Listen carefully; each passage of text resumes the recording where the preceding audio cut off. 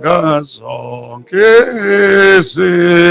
izwe masezo ze osindi iso amato kwelele izwe makago ephambi kwa akuzitezi tizonkelwe imiziloxe lotumolwa kulawulala lankosiye nesukozanga we ukunwa abhange ziphi tiphethize etuyonake leyimihla ababonaye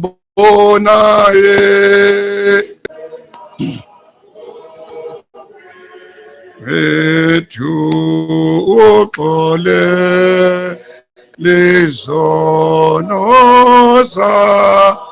alo ungayitho bingqomboya akoluzelo fusapholwa akoyalango lisingade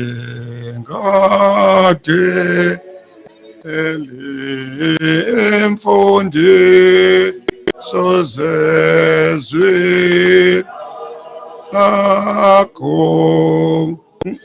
uze usivusele ele sive aniso yakho.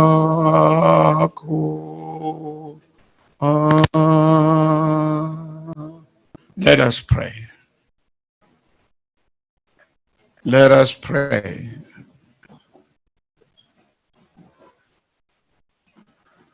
Heavenly Father, we come before you this morning in great supplication. We bow down to you to give you honor and glory as our only God, who is the source of life, a God who is life. We come before you as we invoke your presence at the beginning of this service. That, Lord, this service must be in your hand. We call upon you to lead and guide us throughout the deliberations as we begin this service of remembrance and memorial of our dear brother. We call on your Holy Spirit to fill this church by its presence, so that all that is to be done must be done for the extension of your kingdom in this family and within and amongst ourselves. Lord, we know that as we say those things, we are not worthy to say any word to you because of the amount of our iniquities. But we ask you at this moment to hide your face upon us and upon our sins, and accept our humble obedience to you as our Lord. We know that we have sinned against you. We have done things that we are not supposed to have done, and done things, Lord, that make you to be a God who is not pleased with us. But because of the abundance of your mercy, we call upon you, Lord, to forgive us. As we confess these sins, We know that nothing we can do without you allowing us to do so. We give thanks to you, Lord, for the life of Kimi, whom you have not only given as a great joy to this family, but also you have given him to be the great joy of his community here in the Eastern Cape. You have given him to be great joy to this nation, that this nation may celebrate that we had one of the sons of this world who served you beyond the expectation of many of us. We know that he is also celebrated by the world because of the whiteness of your wings to all those who become faithful servants. They touch all corners of the world. Thank you, Lord, for this gift. We call upon you, Lord, now to stretch your arm of comfort. Give Miranda and the children and the whole family that comforting love. You have journeyed with them since the day that Kimi left this world. We know that even in this service, you are the God who is omnipresent. The vastness of your presence soothes our hearts. And we know that you will be the God who will lead us into righteousness. Here we are. We pray for each and every one who have an opportunity and a privilege to share words of condolences, words of memorial to this family. May you be with each and every one who had that privilege, so that their words at the end, they must add into the abundance of comfort that must come upon and within this family. This service, Lord, we commend it to your care and we commend it to your guidance. Pour your Holy Spirit, Lord, and let it be led by you, so that at the end, when we are going to the graveside, you will be the God who conquered the grave and gave us the everlasting life beyond the grave, as you conquered it on Mount Calvary, as on the third day you rose to give us life eternal. May you receive the soul of Kimi, and may you be the one who puts him in your right-hand side, so that as he sits in his rightful place, may all the angels and the archangels celebrate his life before you, as he will prostrate before you as a servant who has done all what he was asked for by you. We don't have enough words to thank you for his life. Minister to us now, and when your word will be said, let that word be the only hope that will take this family forward from this time of their grief and from this time of their loss. We have prayed upon you. We have called upon you, Jesus. Lead us now. We call and we ask all these things as we ask them in the powerful name, your Son, Jesus, the only one who taught us to pray and say, Our Father who art in heaven, hallowed be thy kingdom come, thy will be done on earth as it is in heaven. Give us this day our daily bread, and forgive us our trespasses as we forgive them they trespass against us. Us not into temptation, but deliver us from evil. For thy is thy kingdom, thy power, and thy glory forever and ever. Amen.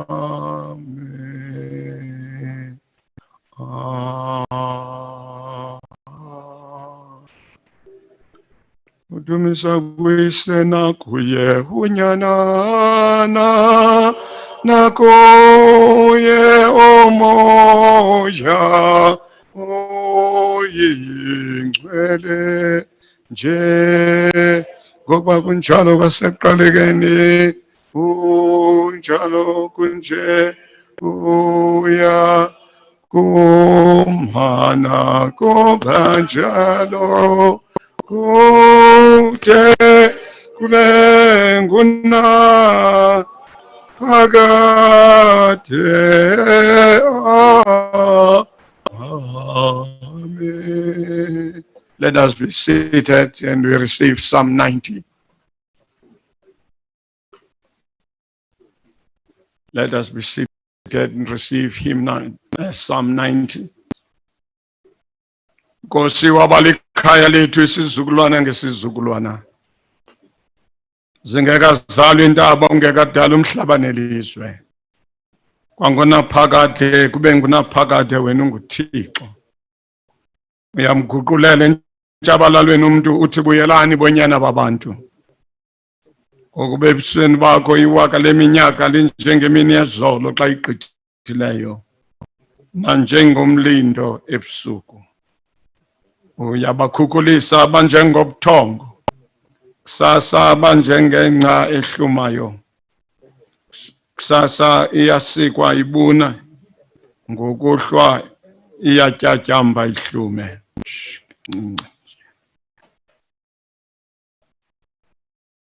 Kusasa iyatyatyamba ihlume, ngokuhlwa iyasikwa ibune. Ngokuba sigqitywa ngenkqubo yakho siyakhwanqiswa ngumsindo wakho. Inkohlakalo zethu zibekile phambi kwakho, nezono zethu ezifihlakeleyo zibekile ekukhanyeni kobuso bakho. Ngokuba yonke imihla yethu idlula emsindweni wakho, siyagqiba iminyaka yethu njengembali. Imihla yeminyaka yethu iminyaka 70, naxa ithi ngenxa yokomelela ibe yiminyaka engama-80. Amandla aya bubunzima nobubi koko, ngokuba inqanyulwa kamsinya size sibaleke. Ubani nowazi amandla inkqubo yakho nomsindo wakho ngangokoyikeka kwabo. Sazise kubala imihla yethu ukuze sizuze inhliziyo elumkileyo. Buya Yehova koba kade kangakanani na, uze ube nosizi phezu kwezicaka zakho. Sikholise ngokusasa ngobubele bakho, ze sigcobe sivuye yonke imihla yethu. Sivuyise njengokwemihla ubusibandezela ngayo, nanjengokweminyaka sabe sibona ububi ngayo. Makubonakala izenzo zakho ezicakeni zakho, nobungcwalisa bakho ebantwaneni baso. Mabuthi ubuhle bukaYehova nguThixo wethu bube phezu kwethu, nomsebenzi wezandla zethu uqinise phezu kwethu. Ewe, umsebenzi wezandla zethu uqinise. Udumisa kuyisena kuye kunyanana, nakuye umoya oye ngcwele nje, ngoba kunjalo kwasekuqalekeni kunjalo kunje kuya kumana kubanjalo ute ulenguna pakate amen. Let us be seated.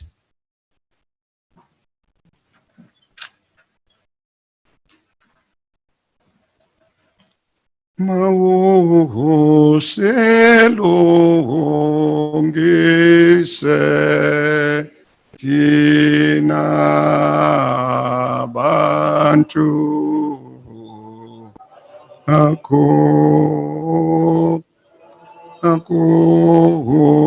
phupha singenise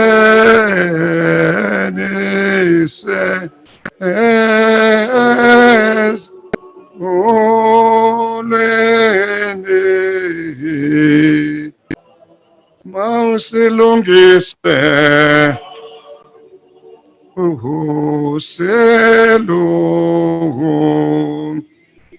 setina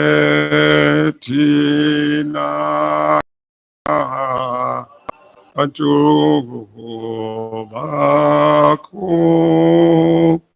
sakuphupha singeni sezolweni inakho. We will now hand over to the program director as we welcome Reverend Moller to be with us.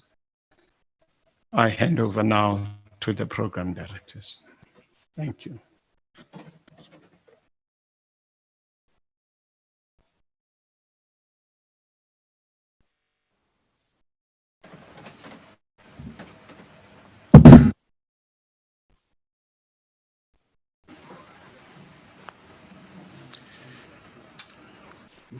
Good morning, everybody.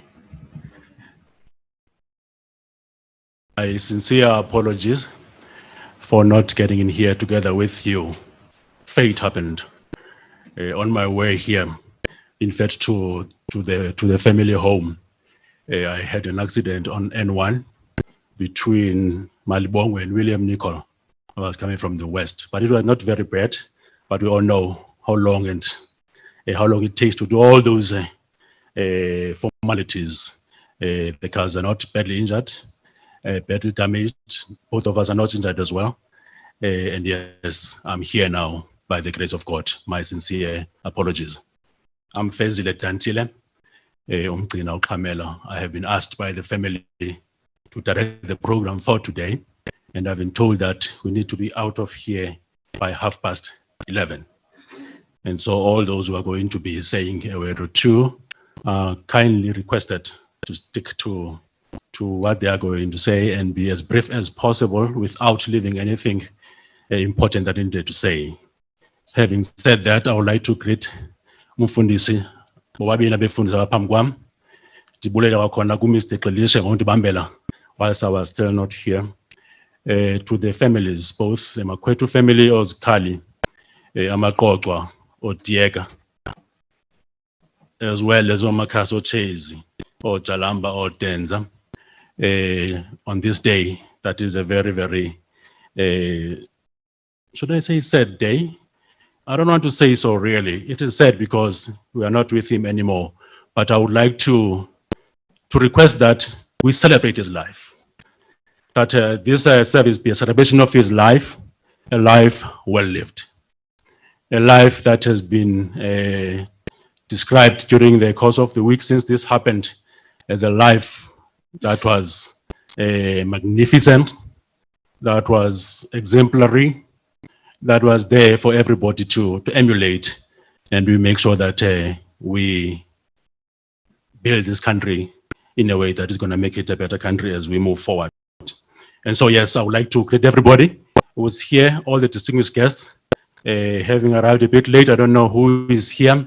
If need be, as we go along, I will be introducing or acknowledging those people who need acknowledgement. But for now, allow me to say all protocol observed. Okay, having said that, I would like to continue with the program and say we are now on item number 3, the reading of the obituary. Mr. Wangankilisho, who was here with us, has been requested by the family to read the obituary. And yes, I'm glad that this gentleman and this lady, they are here to make sure that we sanitize the mask all the time after each and every speaker, as we know we should, so that we cannot be found to have done things wrongly. So yes, I'm going to request that you please help us with that all the time. Thank you very much, Mr. Kladesha. Over to you, Sam.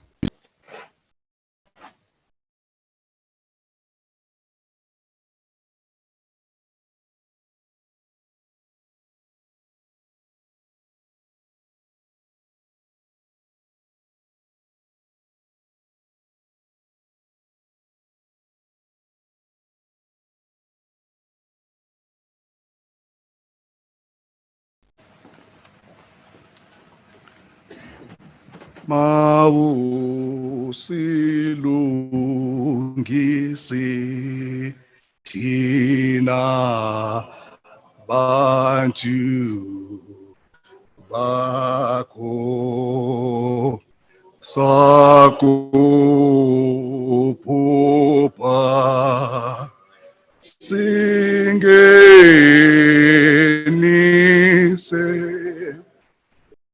esolweni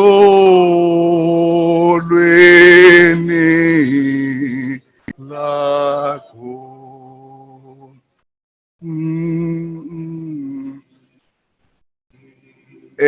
Siza kufunda amagqabantshintshi ngobomi bukaThembekile Kimi Makwetu.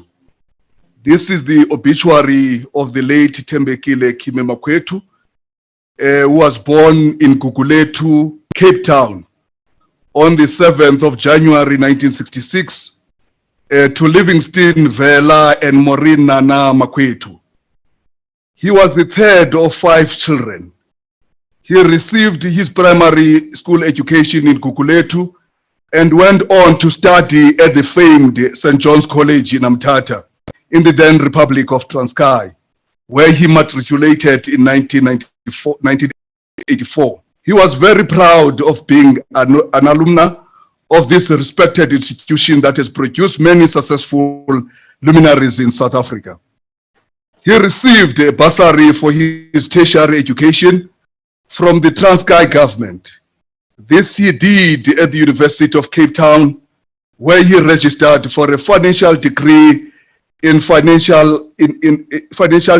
accounting studies.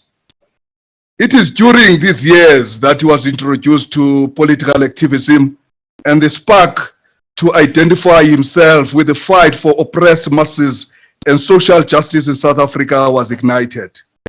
He served on various political structures. It was also this involvement in student politics that saw him eventually qualify for his Bachelor of Social Sciences instead of his original wish in 1989. His first foray in formal working life was with the Standard Bank as a bank teller as part of their graduate training program in 1990. He later joined NAMPAC as a bookkeeper from March 1992 to January 1994. It is around this time that he met his soulmate, Miranda Marcus, in 1992. They were married on the 16th of December 1995 and were blessed with 3 children. Kimi expressed his wish to revisit his original dream of qualifying as a chartered accountant to his wife and proceeded to study part-time through the University of Natal. While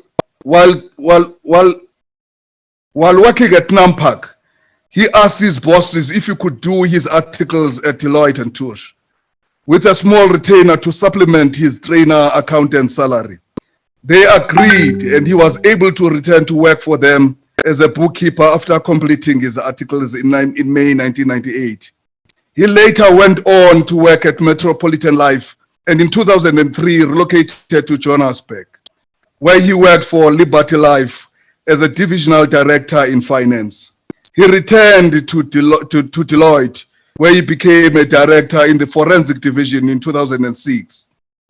In July 2007, he joined the office of the Auditor General as the Deputy Director General.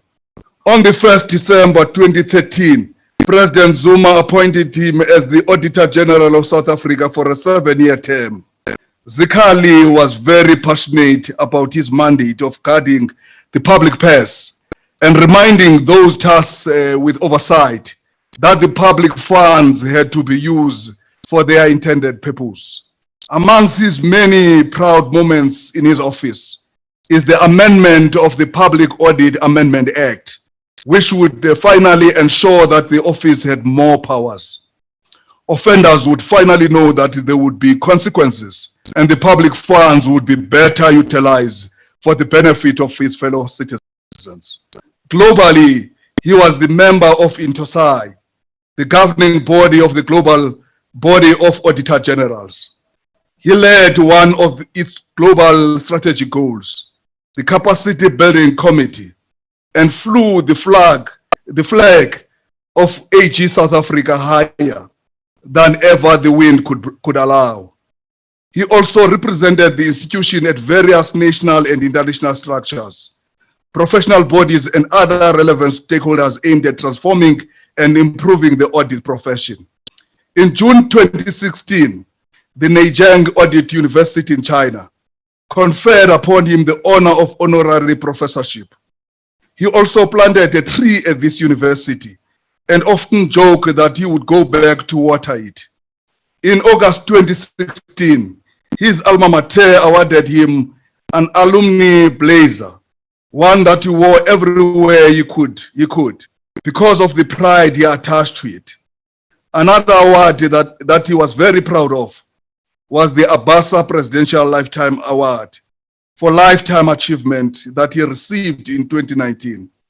This summed up all his passion for the auditing profession at large. Zikali was diagnosed with stage 4 lung cancer in June 2018, a disease he fought privately and stoically until God called him back home on the 11th of November. He's survived by his wife Miranda and his pride and joy, his 3 children, daughter Nangomso and sons Wandile and Tando. He also leaves behind his sisters Belinda and Kanyisa, as well as nephews and nieces. Phumla ulale ngoxolo Zikali omhle, Jojo, Tieka, Butsolo bentonga. Uqatso lwakho ulufezile. We will never forget you. Thank you very much.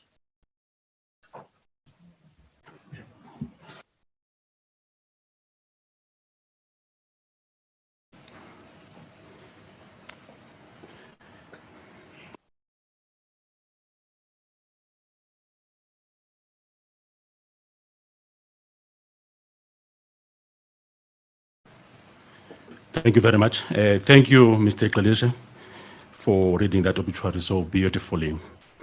Yes, we are allowed to refer to him now as Professor Kimi Makwetu, now that we know that he was given that honor, which I think, I'm sure we'll all agree that he deserved for all the things that he has done for this country and for the whole world. There's an item here of a musical item. We are going to be asking Lomlonji Unguzimbini to help us ngengoma now and again, because there's no choir that is going to be doing that. But yes, she will be singing hymns that we can follow on Siwakule, not many verses Zimbini, 1 or 2, so that we don't misuse time. Okay, thanks. Or waste it. Thanks. Over to you, Zimbini.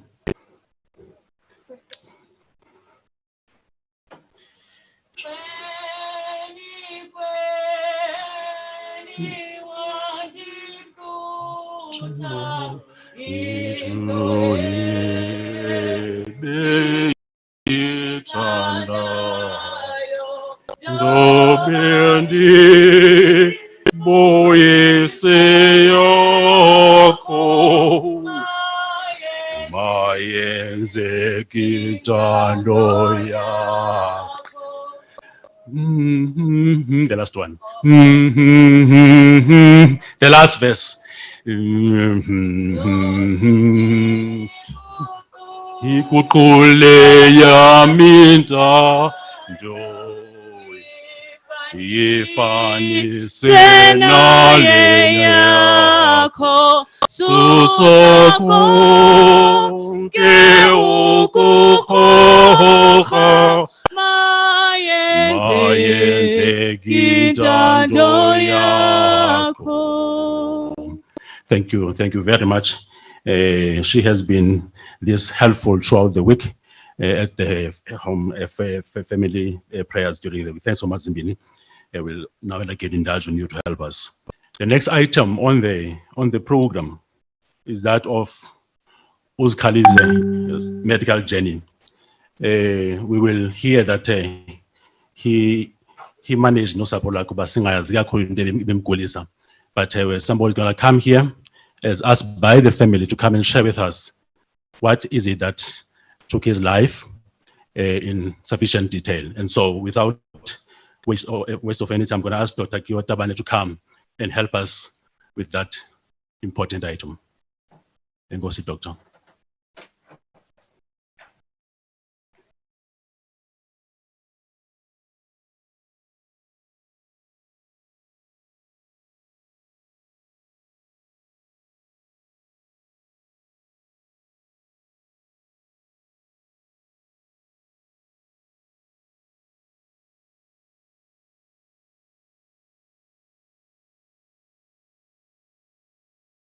That's fine. Thank you so much.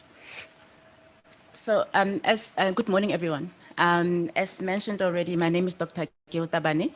I'm a medical oncologist at Sentinel Oncology Center. We've had the privilege of journeying with Mr. Makwetu since his diagnosis, and I'm privileged today to be able to share part of that journey with you. You know, what I will share today is just really how we experienced Mr. Makwetu, what happened, but naturally, as you will understand, it's very difficult for me as a clinician to share detail, and so I will not go into too much detail, but just enough to serve the purpose for which it is intended. You know, on the 11th of November 2020, at about 8 o'clock in the evening, I got home after a long day, and I took my shoes off. I put my bag down. I walked into my bedroom. I sat on my bed, and I cried. I cried and cried. I cried for Mr. Makwetu, for a life cut short by a relentless monster, cancer. I cried for lost dreams, for dashed hopes. I cried for Miranda, for her children, for our collective loss. I cried for the failure of medicine to save in spite of our best efforts, and for a hero gone too soon. I must say it is unusual that I cry for patients, because we have been trained to keep a distance, to not get too involved, to not get too close. But once in a while, a patient walks in who just quietly creeps into your heart. And before you know it, you are connected. You are genuinely concerned. Before you know it, the advice that you've been given of detached concern does not seem to be an option anymore. And that was Mr. Makwetu for us. I remember in June 2018, I got a call from a colleague in Olivedale saying to me, "You need to see Mr. Makwetu." And my heart sank, because I said to him, "Which one? What do you mean?" And my staff and I at Sentinel College were quite anxious on the day that he was coming. I remember I made sure I was running on time. I made sure the receptionist knew who he was, that there were no mishaps, that there were not missing documents. Because, of course, we, you know, in general, people who have this standing in society do tend to be quite difficult. So we were quite nervous about it, and I must say I was prepared for the consult. I really centered myself. But at the moment they walked in, him and Miranda, I thought, wow, these are fine people. It was a stressful time. He had just been diagnosed with stage 4 lung cancer, but he was calm. They were asking the right questions, and he seemed still determined to live, to carry on. Many have spoken of Mr. Makwetu's gentle nature, and we were privileged to experience that firsthand. He was humble and patient. He would wait side by side with the other patients in the waiting room. And on the days that I was running late, which is not infrequent, he was calm, and I never picked up a sense of irritation from him or Miranda, which was really appreciated. But he was wise, and that spoke to his wisdom, because by being that way, it allowed me and my staff to pour ourselves into caring for him, to connect with him without the anxiety of his status.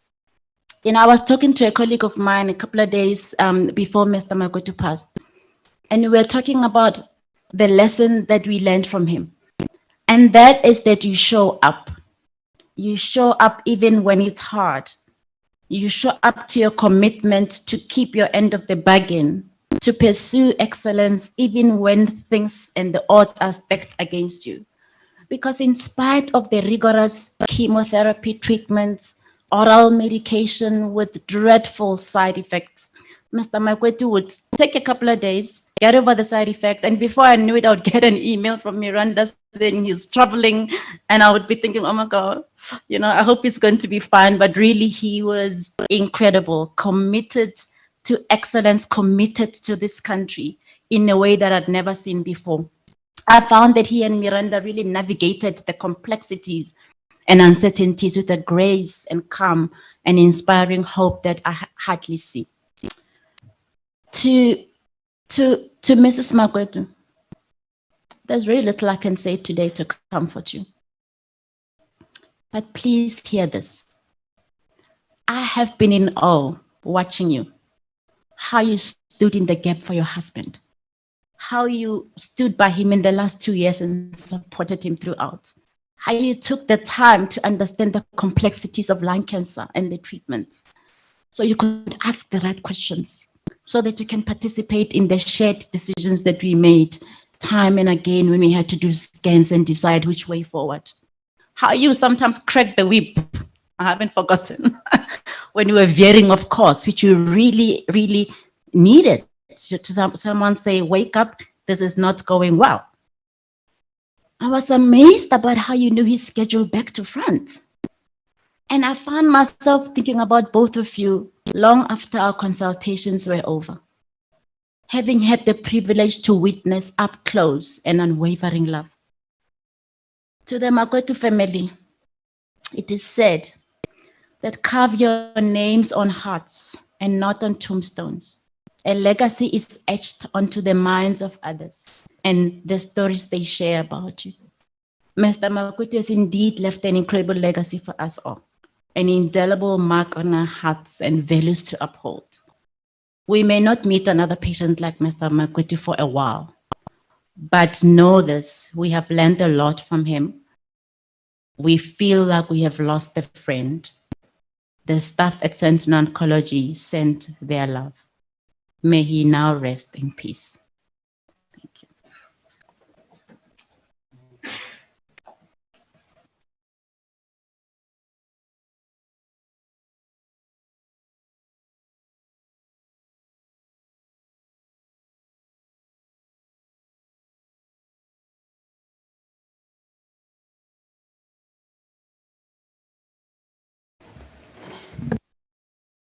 Thank you very much, Dr. Tabane, for that sharing with us. Thank you very much. At the appropriate time, somebody will say thank you, but allow me just to say much appreciated. Thank you very much for all you've done for this brother of ours. Just a few changes on the program so that we are all on the same wavelength.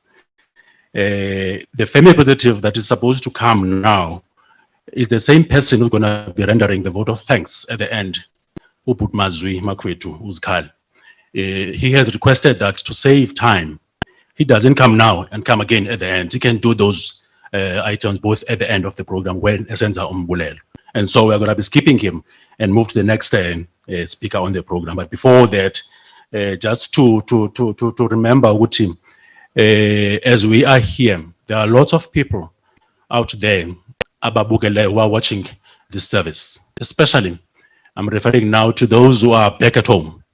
Lady Frey, Kulomachezi, Apollo 4, Azalokon, Namakama Binela Kukwabo, Lela Longoskaz. And yes, those people are watching as well. And so we'll allow now and again that we use the vernaculum, which is closer, so that as well they can be part of the service as we move along.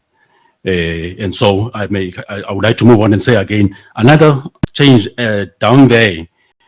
After the speaker, the oral speaker of the National Assembly, Umama Talimotisa has spoken, the family has been requested to also include the speaker of the NCOP, Honorable Amos Masondo, whom I understand is in the house as well, which I think it's nice, it's well and proper that he be given time to say something. So yes, please, it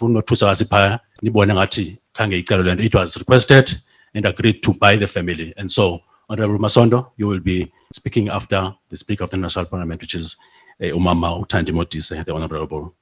Having said that, it is still very difficult to refer to Uzkali in the past. City Ebe, Wa, the late. It feels like he's still with us. And I think he will remain with us for a long time, because he has left an indelible mark in the things that he has done. He's worked very hard. He's been very diligent and has been very, very good to the country. And yes, as well, he lived life to the fullest. And so we will not easily forget him. And I would like to just say that as we do what we are doing, let us remember all the time that umsebenzi omhle wenzile. Mbeba sihlale simkhumbula kamnandi maxesha onke. And yes, before ndibize utata uChase ndifuna ukuthi nje na we are here not because he has died, but here because he has lived.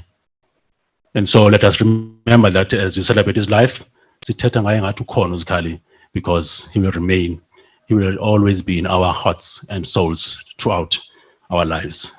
Taruches, utata kankosikazi kaZikhali nako siza phambili.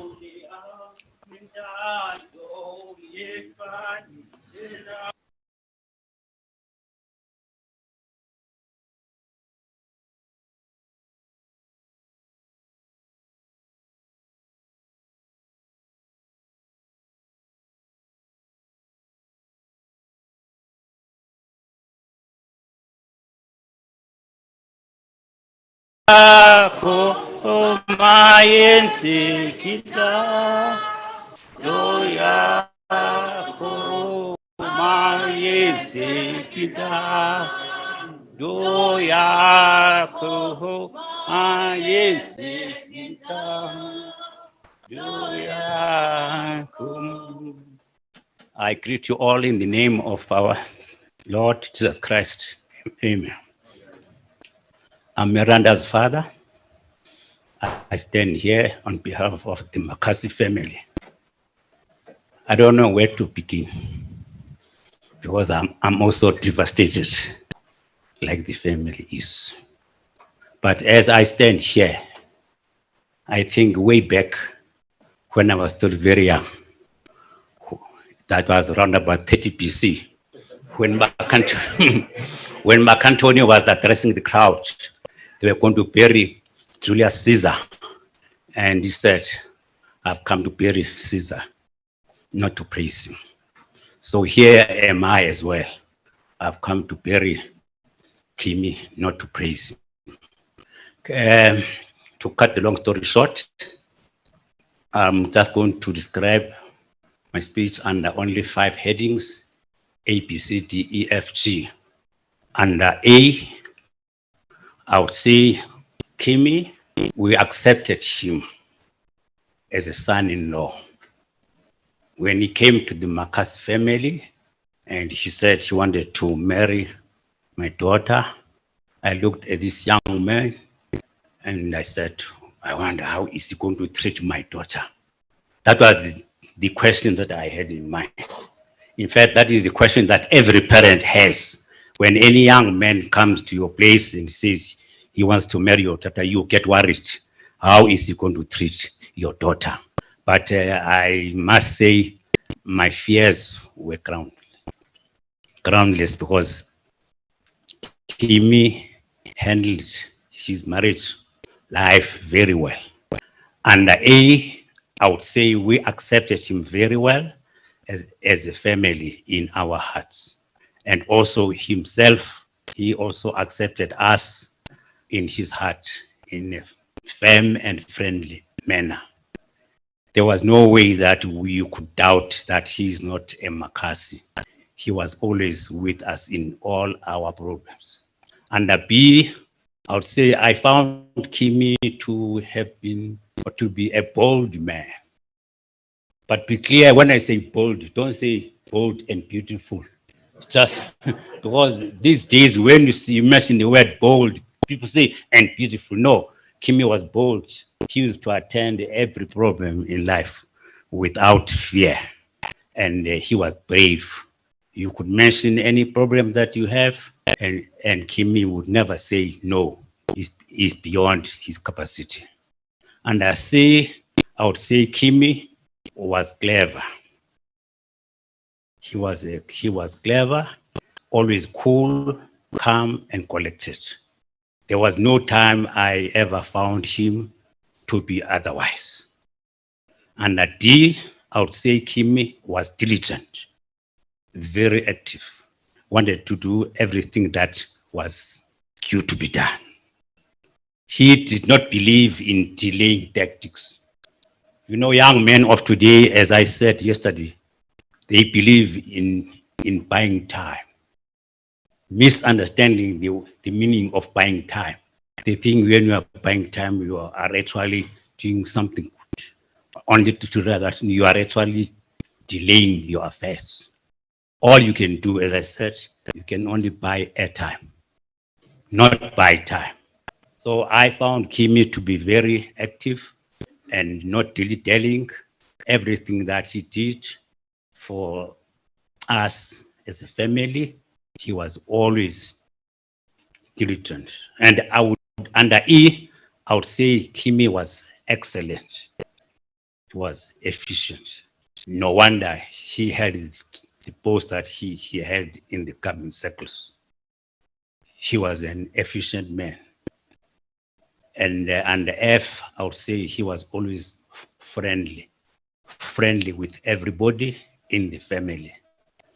Friendly with me as the father-in-law, friendly with my wife as with the mother-in-law, and all the time we could never say we don't understand him.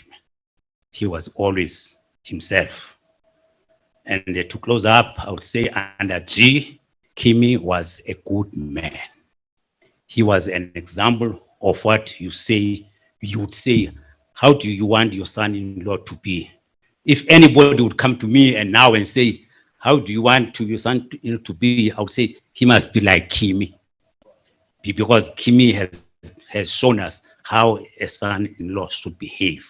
So, and I would say to all of you, Kimi was a good man.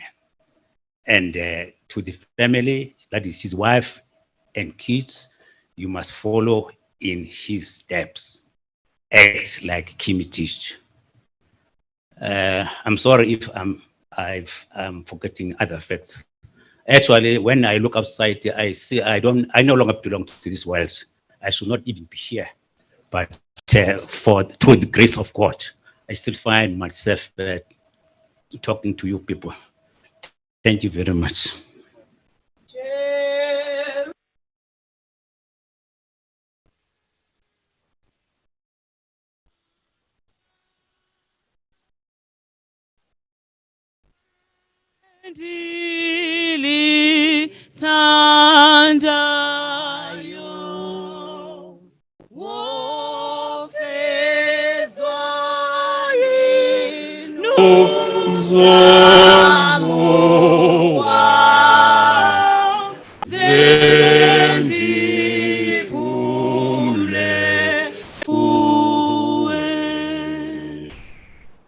Thank you. Zimbini again. Gosbauches, thank you very much for those beautiful words. You made me worried when you said 5 items. And I thought, wow, these are 50 items. And I was reminded of a story of somebody who came and said, I've got a lot to say about this friend of mine. I know him for a very long time and got 10 items. I don't know where to start. And somebody at the back said, start at point number 8. So uchezi undo yikisile na uchopat ke ukhalezisini. Enkosi yakho tenza omhle. Uthoka mnandi wachoka I may as well declare that my first job in 1985 was at Transkei Road Transport Corporation in the former Transkei. And my managing director at the time was Mr. G.M. Marcus. He was the MD of TRTC, after which he became the MD of Transkei Mining Corporation. So he's a mentor I respect so much. He's a mentor. He's a father to me. And thank you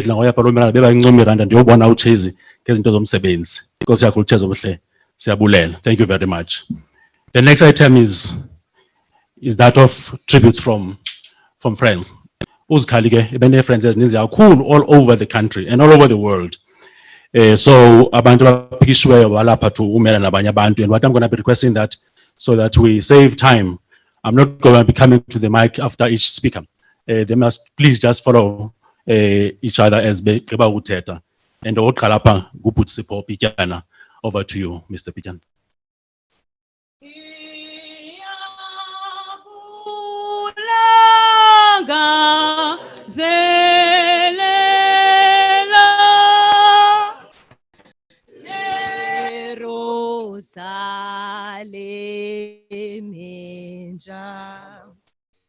Imizamo yami yophela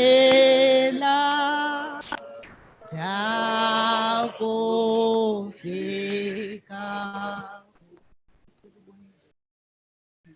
Bona izwe lakho wethu. Uxoleli izono zalo. Ungayithobi numbo yakho luzelufu sapho lwakho. Nkosi ma. Program Director, distinguished guests, Honorable Speaker, Chair of the Council of Provinces, the Makwetu and Makast families, friends, comrades, and those that are watching from wherever they may be. Please allow me first to say, Miranda, Mafungwash, and the boys, thank you for a singular honor of inviting me to bid farewell to a valued friend and a great patriot. Destined for a future of hardship, pain, and marginalization that he was born into by a street vendor mother and laborer father. He conquered the world and came on top. Importantly, his roots shaped his mission in life, and he carried the burden of fending for the downtrodden with tremendous pride, ease, zeal, and commitment. Kimi was what the Italian social scientist Antonio Gramsci referred to as the organic intellectual. He brought to bear the academic training and education to champion the cause of his people, who to this very day yearn for the fruits of a society free from poverty and inequality. We are here to celebrate a life of that cohort of black intelligentsia who appreciate their rural and township backgrounds as what shapes their purpose in life, always looking for an opportunity to make a difference in circumstances of those who remain trapped in the life he was born into. Siyabulela Sikhali Butsolo Mentonga for a life example that shows society that not all black intelligentsia are corrupt, greedy, and seeking opportunity for self-aggrandizement. You gave many like you a place to hide and hold our heads high and remind society that there's something like a patriotic black intelligentsia. After all, this is what Kimi, this is what made Kimi a student activist at UCT, where somebody else would have turned a blind eye to the struggles of the day and enjoy the privilege and the status of suddenly being part of the new elite and the prospects that came with it. But no, he didn't play safe. He chose sides in the fight for freedom, deploying his intellectual curiosity to great effect, accessing underground material, literature, and sharing ideas and shaping ideology. Today, we are joined in spirit to pay tribute to a gentle and an unwavering giant in the fight against corruption and maladministration. As we celebrate his life, we must use this occasion to also pay tribute to the many public servants like him, whose mission in life is only to serve our people with honor, integrity, and dignity, and there are many of them. Kimi Makwetu was a South African hero. His piercing mind focused our attention not only to the symptoms of the scourge of corruption, but on its foundation and root causes. His consistent and reliable findings offered clear answers to the questions of what is to be done to restore our nation to good governance and ethical leadership. As we grapple with the most suitable pathway out of the COVID-19 induced depressed economic activity, it is noteworthy that the government has earmarked infrastructure investment as crucial to South Africa's economic recovery. However, from Kimi's audit findings, we must be warned that an ethical recovery is non-negotiable. Effective and efficient use of the country's resources is pivotal to not only rehabilitate our economy, but to eliminate inequalities and poverty. In effect, we have a daunting task of reigniting growth and steering economy onto greener and ethical and fairer track. But we must do more than talk about corruption and do more than just mourn. We must mobilize as a tribute to Kimi to ensure that the red flags that he waved to our society, and in particular at people in power, are taken seriously. His message, the critical importance of good governance and ethical leadership, must resound across the country as law enforcement agencies continue to identify, pursue, and prosecute all those implicated in his reports. The criticality of the Office of the Auditor General is trite. As the supreme law of our land says, and I quote, audit and report on the accounts, financial statements, and financial management at all government levels. He did this with absolute excellence. Kimi today rests truly in peace in the knowledge that he honored the dreams of the founding mothers and fathers of our great nation by taking the work of this important office to new heights. As a result, his life and that of his colleagues was in danger, necessitating security measures to be put in place. He was as fearless as he was determined. It is encouraging to see the recent steps that have been taken by the National Prosecution Authority, Special Investigation Unit, and the Hawks to begin to bring crooks to book. Often acting on the basis of Auditor General's reports compiled by Kimi and his team. These institutions, which were ripped apart during the state capture period, are slowly recovering and approaching their crucial task with renewed vigor. Long may it last. But there are still far too many people who have been implicated in large-scale wrongdoing that are free to roam. People who made regular appearances and reports together are put together by Kimi and his team. Kimi's passion was never in public display. He offered his brains and energies to action towards defeating the demon of corruption. He believed that ethical behavior by those entrusted with power could heal the nation mired in a history of racial prejudice and all its excesses.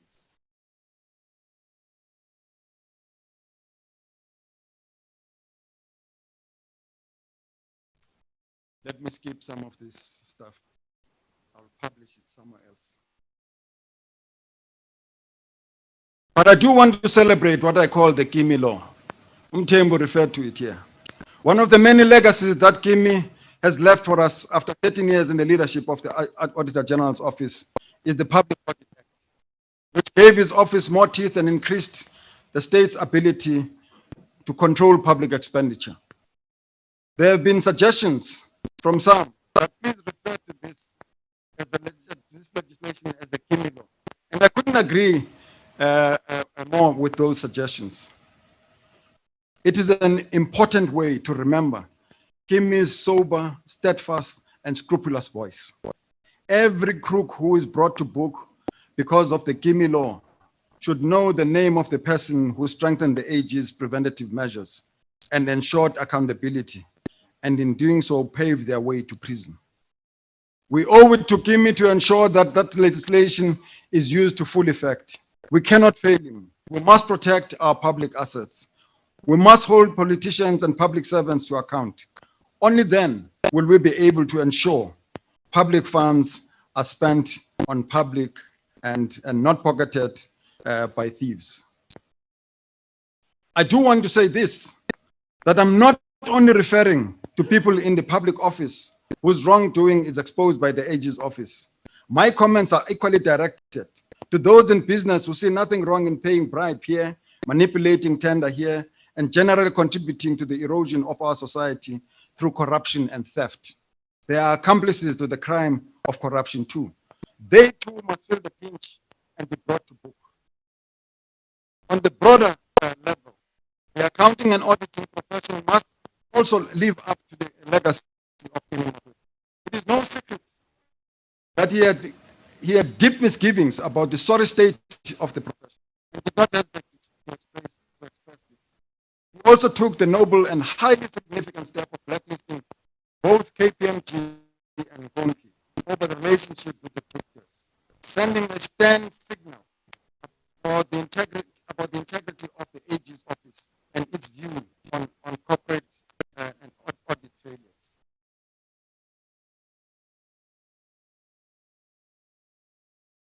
See the page jumping in honor of the program director's commands. I do want to leave this, that injecting regulatory transparency into the funding for internal political party leadership campaigns and political parties during elections should be at the core of our efforts to cleanse ourselves of the toxic relationship between money and politics. Transparency in political funding by business is not only required for public interest, but because while money is an important asset in politics, it can, in the same way, at the same time, be a liability. It induces abuse by any governing party in control of public assets. As business, we must respect and comply with the country's anti-corruption legislation and adhere to global conventions advocating business integrity. Heavy reliance on undisclosed public funding can cause political parties to lose their engagement with the electorate, do the bidding for its private funders, and lose focus on service delivered. And so I would like to conclude and say this, that we must as society have zero tolerance for corruption. We must campaign every day if necessary to ensure that those who deserve orange overalls get to wear them and do so as quickly as possible. And we should support campaigns by civil society, faith-based organization, labor, business, and others in this regard. We must strengthen our ability to punish criminals, to seize the proceeds of crime and corruption, and to build a new society premised on honesty, decency, and integrity, the very qualities that Kimi embodied. Of course, one of the tragedies around Kimi's passing at such a young age is the fact that he was on the cusp of ascending to the world stage to new greatness. His recent appointment to the United Nations Independent Audit Advisory Committee, I believe, was fitting and timely recognition of his global stature. Kimi was a selfless and dedicated public official whose example is worthy of emulation. Please encourage and support each other in his memory as we attempt to figure out what life looks like without him and how we accelerate our efforts at isolating the corrupt in our midst. The best memorial for Kimi would be to act on his finding and put those who stole from the public purse where they belong, a prison cell. Lala ngotolo Zikhali Butsolo Bentonga. Hamba kahle Kimi Makwetu, son of the soil, a patriot and a friend. Thank you very much.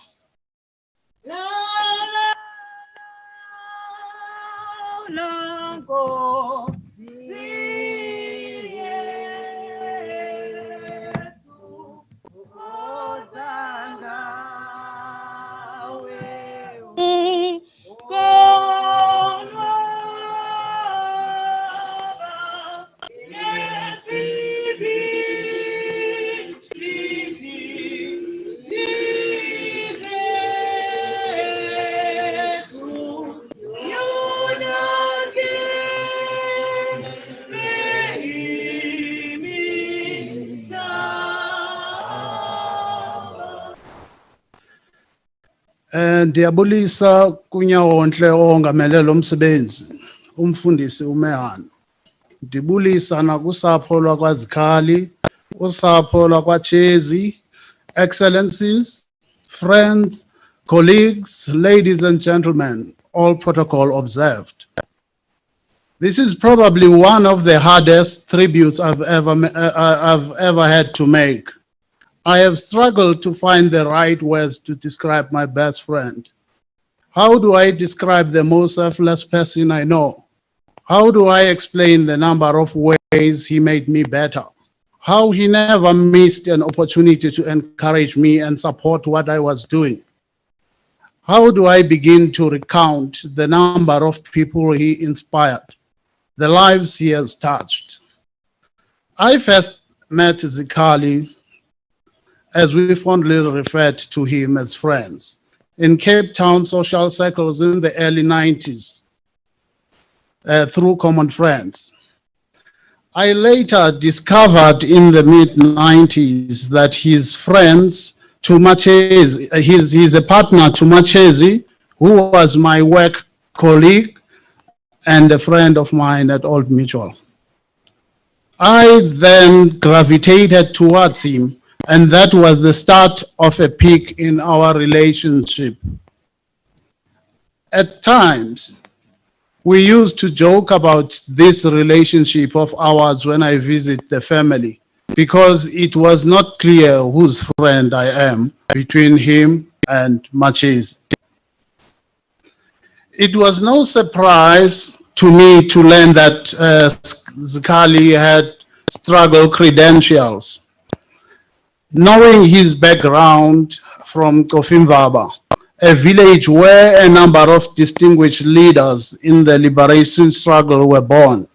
To name a few, his late uncle, Utatu Clarence Makwetu, the late Chris Hani, and many more. He was a husband to Lungsi, as he fondly called his wife, a father to Soso, Wandile and Tando, a brother to Belinda and Kanyisa, a community builder, a social, he was socially conscious, a gallant fighter, and someone I honestly say made me a better man. Zikhali was such a good friend. He made time to catch up with friends despite his busy work schedule. He treated everyone with such kindness. He had an amazing ability to make everyone feel comfortable around him. And we often forgot his age status. He made all social sessions with him enjoyable. He loved jazz music. Together, we attended a number of jazz sessions in Cape Town and Standard Bank Joy of Jazz. It was during these sessions that I earned the status of his protector. People would approach me with requests to speak to him. A number of people looked at me and thought I befit the status of being a protector. So today I thought that maybe it's time that I clarify that I do not work. I do not work in the security services industry, despite looking the part. Zikali was passionate about community building. Despite his busy schedule, he invested a considerable amount of time working with community eHoita, village apho kokwabo kukhona. I remember when I first noticed that Zikali was ill, I said to him that Zikali awuphilanga. He responded with a smile that don't worry Xaxa, as he fondly refers to me. Dinesigulo sabantu abadala. We talked, we laughed. He sounded like he was in such good spirits, though he didn't tell me he was suffering from a life-threatening disease. I guess he did not want me to pity him. He believed he could emerge victorious. He fought for his life, for his family, fighting for his family. This is one of the things that is comforting me right now. Ndithi makhe ndicaphule nakwimbongi yesiXhosa u-S.E.K. Mqhayi xa ebhala ngokufa uhamba athi kufa ndini ulisela, kufa ndini awuneli, kufa ndini awuhluthi, kufa ndini awudinwa. Izolo besinaye sihleka naye, kanti wena umjonge ngelo khozi. Izolo besithetha naye, kunamhlanje umthathele kuwe. Izolo ebengumqabaqaba igqabi lezinithi, wabuna cwa.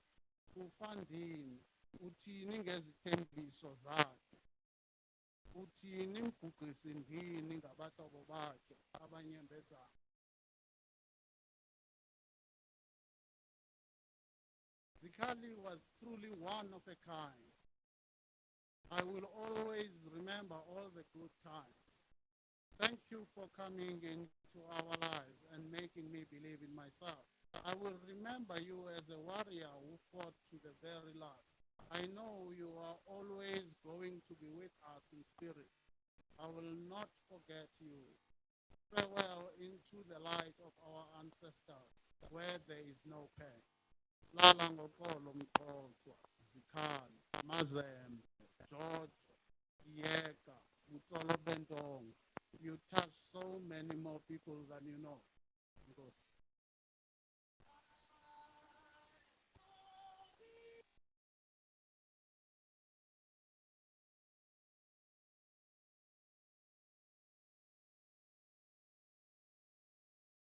I'm going.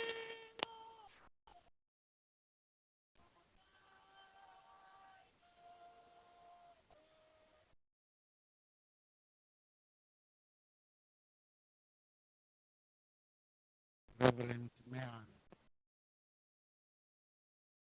Mirmir, Soso, Wandi, Tan, Makwetu family, Makasi family, Auditor General Designate, Makani, colleagues and friends of Kimi, leaders of our country, I greet you all in the name of our Lord Jesus Christ. I stand here to speak on behalf of Kimi's friends. I speak as his friend, his comrade, his brother, and neighbor. So much has been said about Kimi, so many anecdotes and so many stories. Today I won't speak to you, Miranda, because we've been speaking virtually every day. I won't say anything to the kids because from now on, I to be that uncle who's there for you no matter what you need. Today I also maybe want to say something to us who remain, to talk about what Kimi has meant for us and what lessons we can draw from Kimi. I come from a generation of storytellers. Kimi and I shared so many stories. But the one story that he always wanted me to repeat, and every time he wanted me to tell the story, he wanted me to tell it with great animation. I never knew that I would have to tell this story at his funeral. Tanam, I am going to tell the story. And maybe today it will have more meaning because it will be told to a larger audience. There were two freedom fighters, one from Asia and one from the African continent. They met at one of the training stints in the Soviet Union and kept in touch afterwards. The freedom fighter from Asia attained his liberation and became a cabinet minister. He then invited his African comrade to visit his liberated country. When he arrived at the comrade's estate, he saw the opulence and wealth. He saw so much wealth that he'd never seen in his life. A huge mansion, many servants, every material item money could buy. You have done very well, comrade, he said. Thank you, comrade, said the comrade. Tell me how you achieved this in such a short space of time. Come, let me show you. And he led him at the back of this large estate. Do you see that highway there, comrade? He says, yes, comrade, but it's only half a highway. Yes, indeed, comrade. The rest of the highway is what you see here in my estate. The comrade from Africa went back, fought even more for his freedom. He eventually achieved liberation and he was also appointed to the cabinet. After a few years, he invited his Asian comrade for a visit. The comrade from Asia was so impressed by what he saw. The comrade from Africa had 10 times more wealth and opulence. And he says, you have done very well, comrade. He said with admiration. Comrade from the continent says, yes, I have, comrade. Let me show you how I've achieved it. They took a long drive in a large estate. And he showed him at the end of the horizon. And he says, do you see that highway, comrade? He says, no, comrade, I don't see any highway. He says, precisely. I don't understand why you wasted money on half a highway. How many times do we see this story playing out in front of our eyes?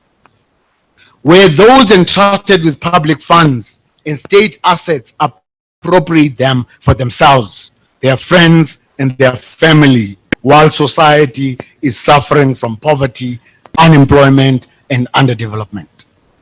How many of us here in this room and everybody watching have homes, cars, jewelry, and other assets brought from proceeds of crime? How many businesses are set up only to launder money stolen from the poor? How many children's education is being funded by corrupt money? How many children have no schools, communities, no clinics, services not delivered because funds have been diverted by the corrupt and greedy? How did we get here, Reverend Molo? How did we get here? We had so much promise as a country. Former President Nelson Mandela saw some of these dangers as far back as 1977. In his prescient Robben Island letter to Mama Winnie Mandela, he wrote, in judging our progress as individuals, we tend to concentrate on external factors such as one's social position, influence, and popularity, wealth, and standard of education. But internal factors may even be more crucial in assessing one's development as a human being. Humility, purity, generosity, absence of vanity, readiness to serve your fellow person. These sentiments were to also be echoed by Thabo Mbuyelwa Mbeki, the former president, during the annual Nelson Mandela lecture, and I quote, "Thus every day and during every hour of our time, beyond sleep, the demons embedded in our society that stalk us every minute seem always to beckon each and every one of us towards a realizable dream and nightmare. With every passing second, they advise, with rhythmic and hypnotic regularity, get rich, get rich, get rich." President Mbeki continues, "In these circumstances, the meaning of freedom has come to be defined not by the seemingly ethereal and therefore intangible gift of liberty, but by the designer labels on the clothes we wear, the cars we drive, the spaciousness of our houses and our yards, the geographic location, the company we keep." President Mbeki makes this chilling conclusion. In the event that what I've said has come across as meaningless ramble, let me state what I've said more directly. It is perfectly obvious that many in our society have absorbed the value system of the capitalist market, have come to the conclusion that for them, personal success and fulfillment means personal enrichment at all costs, and the most theatrical and striking public display of wealth. Why am I telling you all this? Because engraved in Karl Marx's grave are these powerful words. The philosophers have only interpreted the world. The point, however, is to change it. In an interview I did with Kimi in 2018, I asked him this question: why did you leave the private sector to go to the public sector? And Kimi's answer was, it was time to warn our leaders about the dangers of the gravy train. I then developed an interest to find common cause with those institutions that would temper and mitigate this temptation. And that is why Kimi joined the Auditor General's office under Terence Nombebe, to be able to fight that the resources that are meant for the people are going back to the people. How will we remember Kimi? At a time when so many people are when so many leaders are so unpopular, so despised and so feared, why do we see such an outpouring of emotions over Kimi Makwetu? Why are there so many farewells being organized? Why are so many people from AXA so inconsolable? Why are the fraternal organizations here and abroad so numbed by Kimi's death? Is it maybe because Kimi was such an oasis? Is it maybe because Kimi was such an oasis in the leadership desert, characterized by selfish, arrogant, pompous, and self-serving leaders? Is that why we say proudly, Kimi Makwetu, akekho ofana naye? Kimi's life is a challenge to all of us to choose sides between those who want a life of service, ethics, probity, dedication, and honesty, versus those who want to plunder so that they can build bigger mansions, so that they can flaunt their ill-gotten gains. Kimi chose a side. And for 2.5 years, when he was diagnosed with cancer, he decided, this is mission critical. I cannot allow cancer to stop me from what I need to do. Stoically and heroically, with such courage, he did everything in his power to change the law of this country so that the law bites, so that those who are stealing can be brought to book. Mfundisi Molo, when we were young, thieves used to have okapi. Thieves used to have a jean. Today's thieves wear ties and high heels and moves around in society, speaking mighty languages. What Kimi has done is to expose the rot. And he's challenging all of us to stand up. For the last 10 years, many people were silent when our country was being sold to the highest bidder.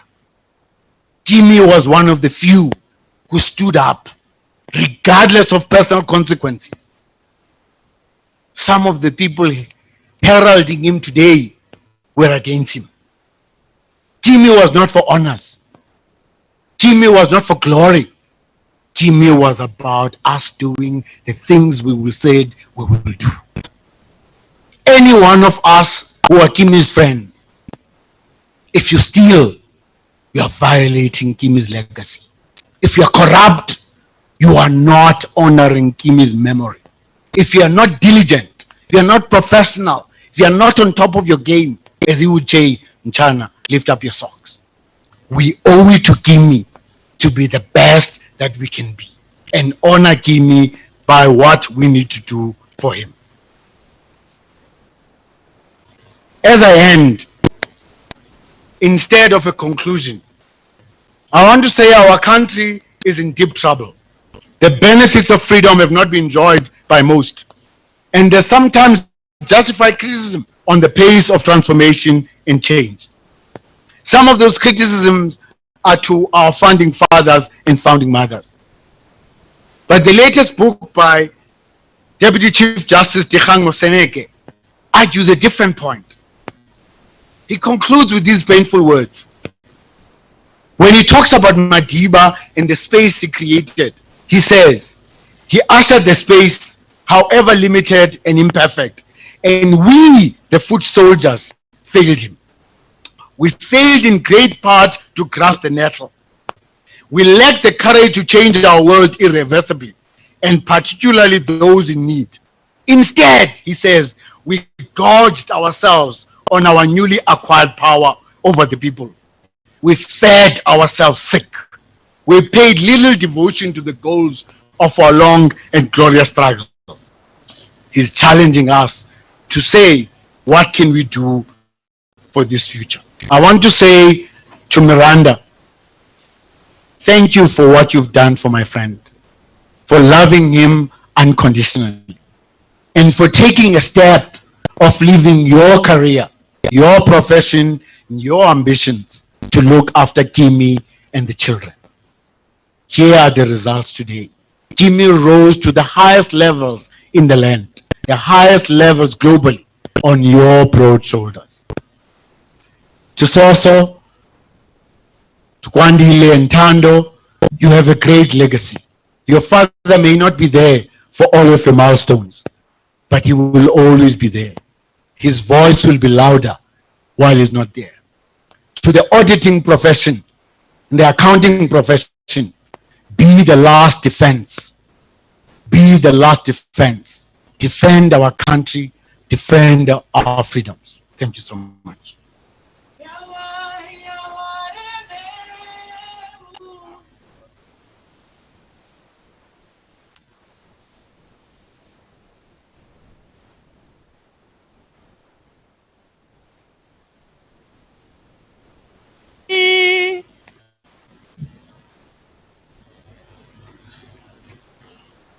Thank you, dear friends, dear brothers. Thank you very much. We are not going to waste time. But just to say, Butsipo, as you promised, we need that message of yours in its fullest, because he has in his delapo there's no pilang ayo isizwe. So please, as you promise, make it available in one way or another. And I would just like to say, my friend, Mr. Mbegwa, I need a protector as well. As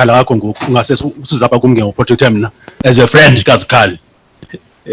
inkosi Mntakamali utsho kamnandi kwavokoteka siyabulela kakhulu. uZikhali had affiliation to so many organizations. One of them was what we call Insirayetu Development Initiative, which is an organization of Abakhaya Balabekhautini who come from Tofimbaba, Nasetsomo. Insirayetu is our municipality name down there at home. Busy as he was, he made time to be with us on Saturday afternoons when we meet and share with us his great ideas. And I'm mentioning them because uZikhali njengoba enzile nakuni, he deceived us too. Mama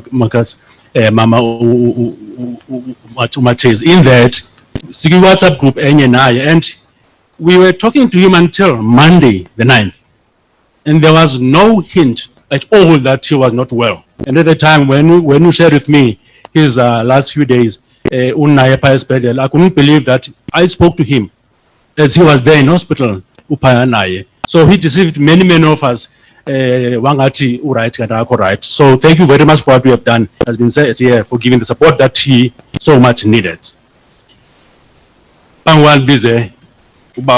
Just to say the last word around uZikhali.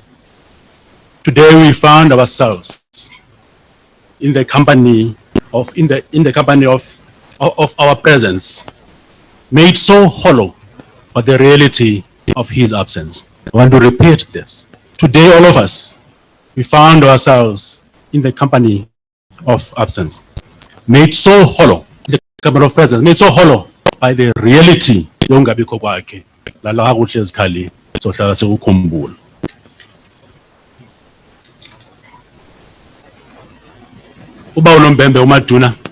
all know Njoba, he was a colleague and boss of uZikhali. They were friends, good friends, and good colleagues as well. Just before he comes to say a few words, Gomhlobo wake and his colleague, I remember when uZikhali got appointed to this position in 2013. The following year, 2014 in February, wenza nomama uMachezlo uMiranda umsebenzi omkhulu to say congratulations to him since we family yakhe uZikhali. We were there, no Maduna uMr Nombembe, and he said, I still remember, I wonder if he still remembers this, about his colleague and his brother as he was handing over to him. He said, today I leave you in good hands. Still remember that, Mazwi, Terence saying that. I leave you in good hands, Kimi Makwetu. But I want to warn you that uZikhali, unlike me, he hits hard. And he said in cause what we have vata, when he talks to you, especially when you do wrong things. And yes, through those words, I think Mvile uZikhali vata kanobum in all his reports that all these things of malfeasance must be stopped because they don't help the cause of our country. And so, Abunombembe, Terence Maduna, please come forward and say a few words about your friend, your colleague, and your brother. Over to you, Maduna.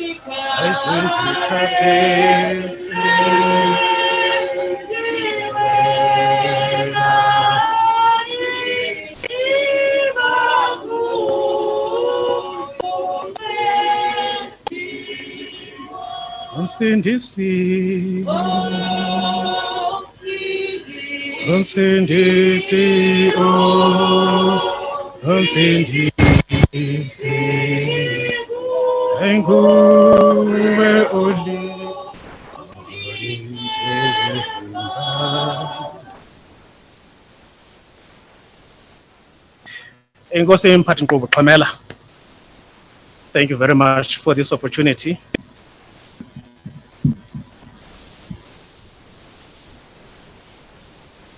Abefundisi abalapha namhlanje sapho Makwetu ozikhali lokamakhasi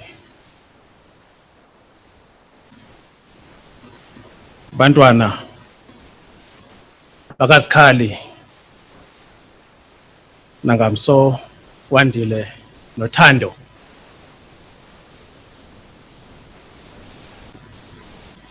because we are having this occasion virtually. I would like to also acknowledge the head of state, president, the deputy president, premiers of our provinces, ministers, MECs, the mayors, the counting officers, and all the state officials with whom this office works very closely with. On the oversight side, we're glad that the Honorable Speaker of the National Assembly, as well as the chairperson of the NCOP, National Council of Provinces, are here with us. But it's worthy of acknowledging their fellow colleagues who are also part of the National Parliament, provincial legislatures, municipal councils as well. All the constitutional agencies, whether you're chapter 9, chapter 10, or whatever chapter, these are the people that were designed to uphold and safeguard our democracy in South Africa. The entire team at the AG, led by our AG-elect, Sakane Maluleke Mchanam, Zalong Mamaduna, together with your team, we also greet you. Friends of Kimi and fellow South Africans, I welcome this opportunity. I know the time is very short, but the only reason I'm highlighting all these players, including the ones internationally who worked very closely with Kimi, is because I'm going to cut my message very short and focus on our friendship with Kimi through our field work in the audit office. And these are all the people that we worked with. These are all the people that we used to talk about and talk with. These are all the people that we used to engage. There's a photograph that is shown right next to me. This is the posture that Kimi used to take when we were really engaged in that debate about issues of national interest. Issues that will actually make our state a state that we can all be proud of.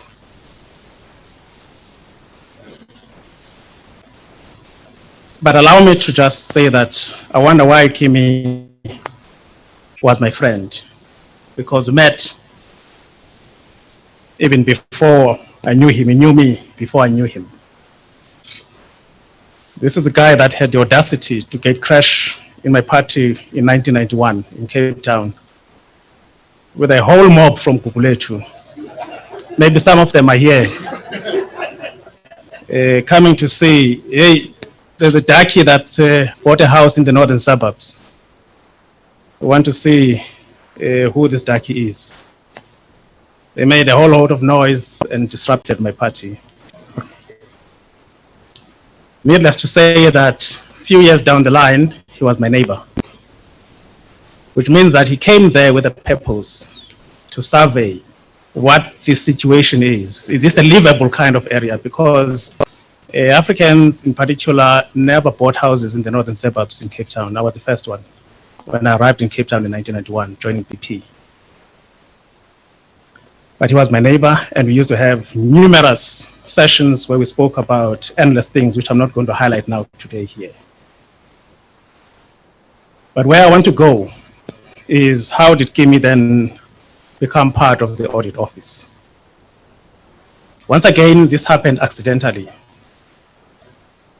This is the guy that never wanted to be the Auditor General. Against popular belief that he wanted to be. But when he became and committed, the results speak for themselves. You have heard throughout this week what a man he was, what kind of commitment he had towards goodness in our society, both locally and globally. This is the man when I was stranded, having spent 6 months in the office, struggling to find the Deputy Auditor General. I had gone through every agency.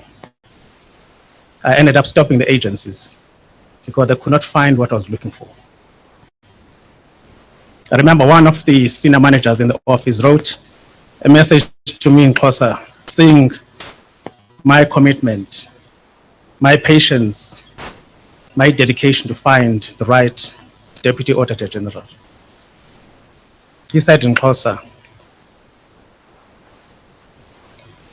"Ithi chu maduna ukufuna intonga yakho esekhosi." Because you cannot be in this office as the Auditor General and not have a trusted Deputy Auditor General. So intonga esekhosi is that you can trust. You can put behind you and know that he will never stab you.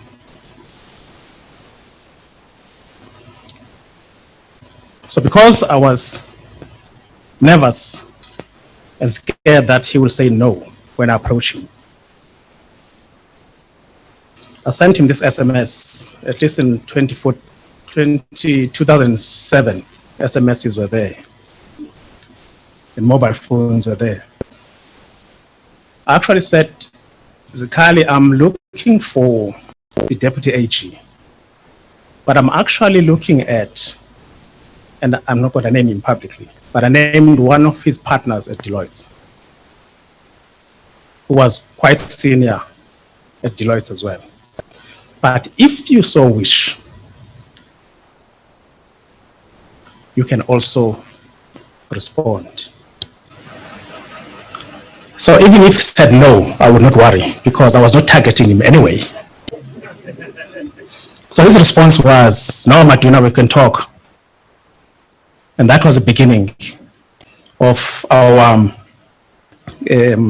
conversation and the process that led to his appointment as the Deputy Auditor General in the AG in 2007. Now I want to come to this posture that I've referred you to. Remember I said here, this is a gentleman that never wanted to be the Auditor General. And we needed to actually make an effort to persuade him to see the need to be the Auditor General. Because when you are a Deputy AG, you naturally ought to stand in. No guarantee that you'll win for the post of the Auditor General. I had to persuade Kimi that Kimi, ilizwe lifile, ilizwe lonakele. It's hard out there. We're dealing with a situation where everything has been done in the office by our predecessors. They've asserted the independence of this office. They have established the professionalism of this office. That's the work that Shoka did. They've asserted everything to do to make sure that we're on a solid platform to be an effective audit office. But there's one thing, no one takes our messages seriously. And therefore we're on a campaign to get these messages taken seriously. But that did not help. Only a few responded. We went from every corner of this country, engaging with every municipality, every provincial structure, every legislature, every minister, every president, every cabinet, about the simple things that leadership needs to do in order to reverse the warning signs of a failed state. Very few responded. And I'm proud of those that responded, because our barometer of clean audits was actually a good barometer, but not absolute though. We sat down and engaged with the legislation. We said this legislation gives us, as Oputsipo has read here, the powers to audit, even that's section 4 of the legislation. Section 15, it even gives you the powers to actually have access and demand information from everyone. But everyone had the courage to hide information. Paragraph 16 of our legislation actually even gives the Auditor General the powers of search and seizure, which were never triggered. So I said, Scully, it's not all lost. There's still things that can still be done.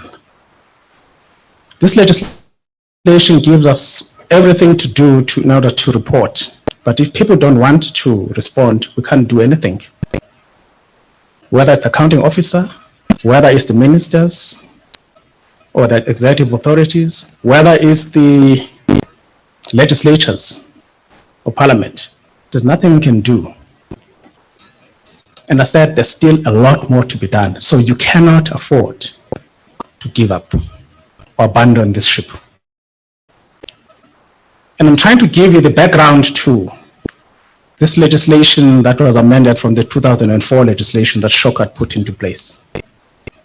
That it had to be amended because it did not give the office the ability to actually hold those that are responsible and accountable to account for what they're responsible for. We had many sessions with our international colleagues. I mean, when we're in Namibia, for instance, in the Commonwealth Conference, I mean, the Canadians told an amazing story of how in a matter of 10 years, their municipalities moved from a state of shame to a state of pride. Simply because they were able to effect the legislation, they were able to get the executive to commit to that legislation, those steps.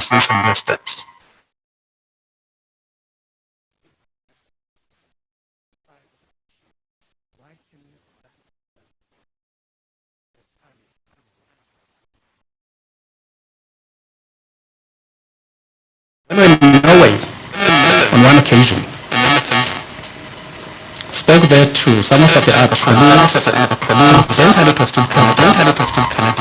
They said for the first time they've had tensions with our parliamentary legislatures. Why? Because they were now starting to dig into the effectiveness of the parliamentarians to actually do what they're put in Parliament, do the work to protect the health and wealth of the nation. The Canadian office editor in those lands. It was a struggle. For the Parliament to actually accede to that. And such Scully, doesn't provide for that. There's still a lot more to be sold to change effective change. We may not change the Public Audit Act. As other districts change, parliamentarians and not respond to those things and act on those things as expected. Everyone knows. The truth has to come to everywhere. So no one can have an excuse that action. So the office still has the miles to bear to actually change and influence those things. So the legislation that has changed is typical to at least do that the audit office can do.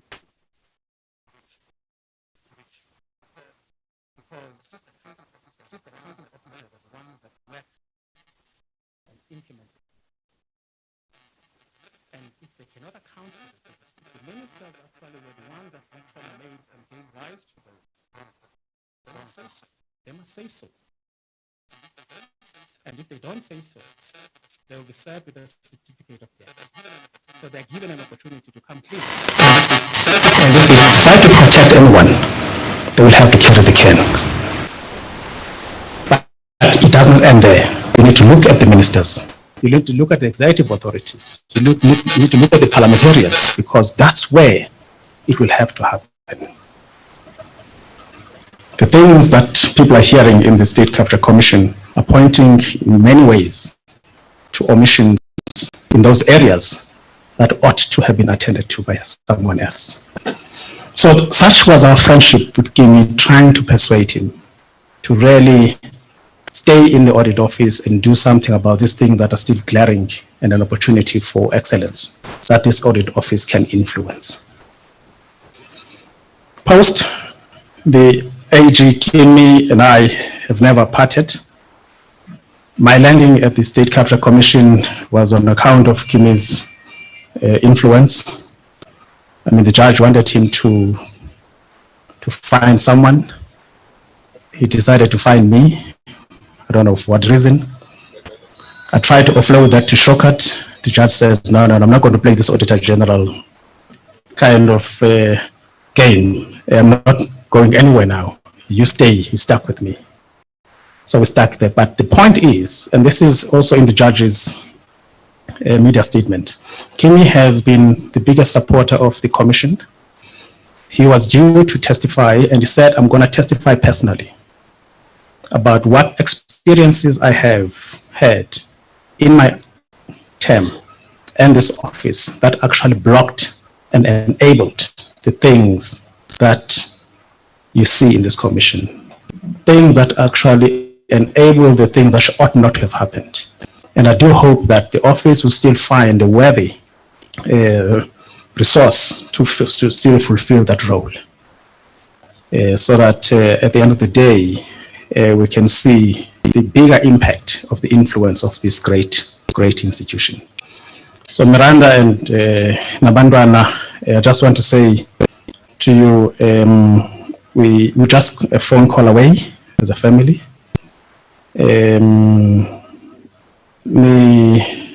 Ningachaseli kude, ningahambeli kude, ningazibandezi.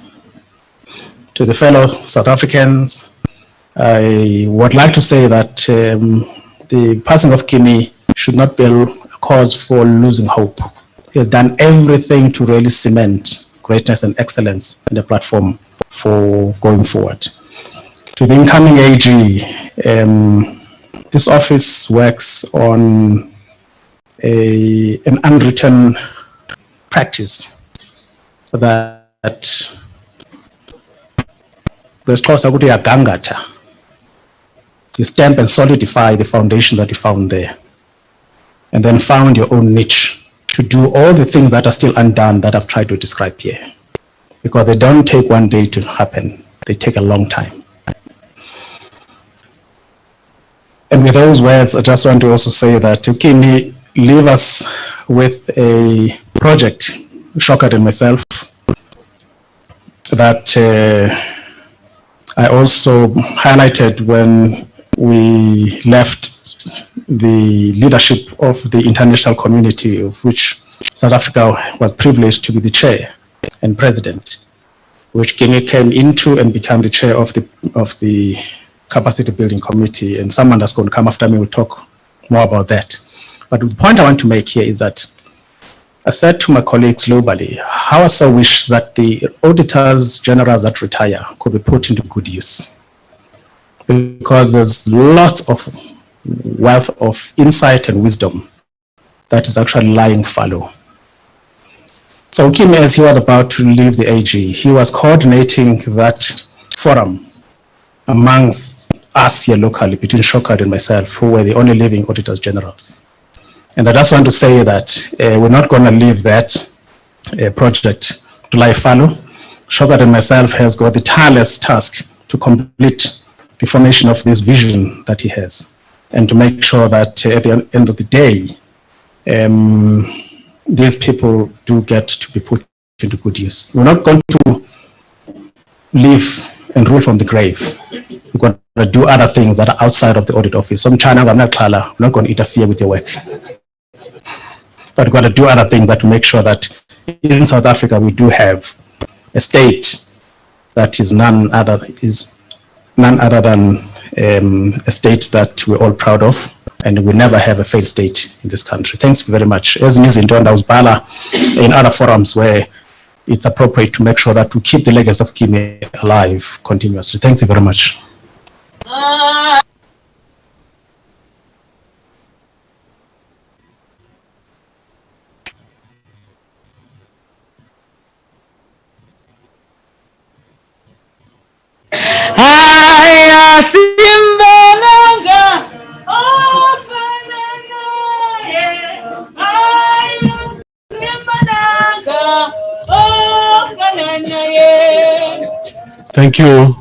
Thank you very much. Thank you, Matuna. Thank you, Karoma Zomnandi Angaga.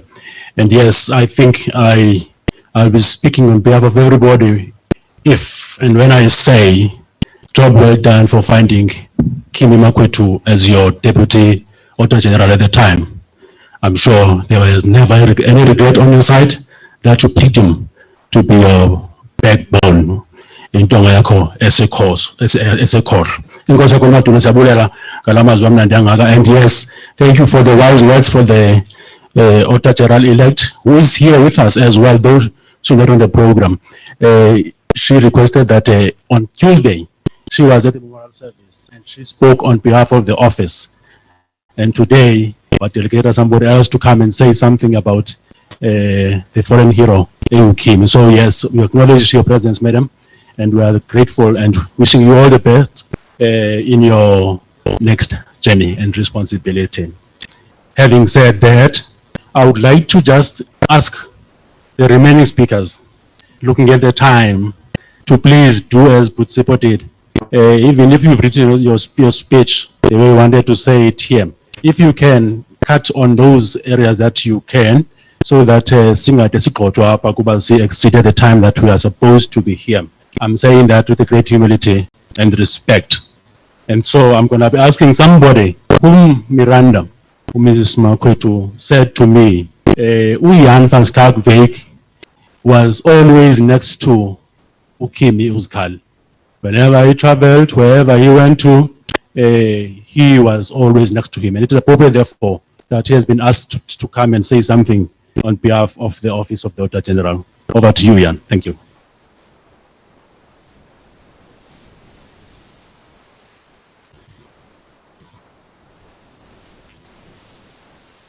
Miranda, Soso, Wandile, Tandu, Makwetu, and Makasi family, friends and colleagues, all other dignitaries, protocol observed.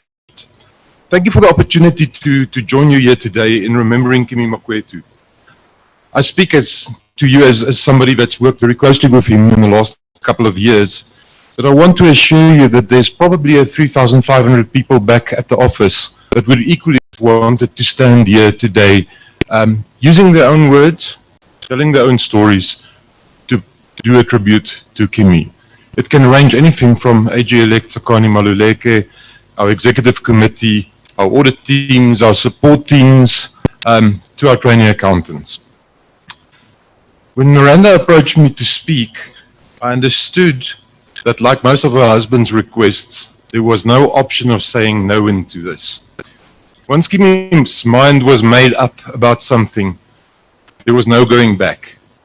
Your energy was best invested in trying to figure out how to take this matter forward. If this request was made in Afrikaans, I knew I had trouble. It was a clear sign that something big was up, and that the request in all probability would require undertaking something completely new, something that will move us forward as the audit office, to strengthen financial government, and to make sure that the citizens of our country reap the benefit of our work. It would ask for commitment, hard work, and even taking a calculated risk or two. Wandile, as a cricket player, you know the value of taking a calculated risk in an opportune time. Your father was certainly an expert in this regard. And our office's public narrative in the past week, AG-elect Tsakani Maluleke, on behalf of all of us, reflected on Kimi's courage as that one characteristic that will stay with all of us. Tsakani reminded us, whether it was in the context of Kimi pushing on with his important job in the last 2.5 years, whether it was talking about what I now understand is the Kimi Act, his courage always shone through. When our president asked us to go home in March, he asked us to do something that we've never done before. We all face challenges, some bigger than others.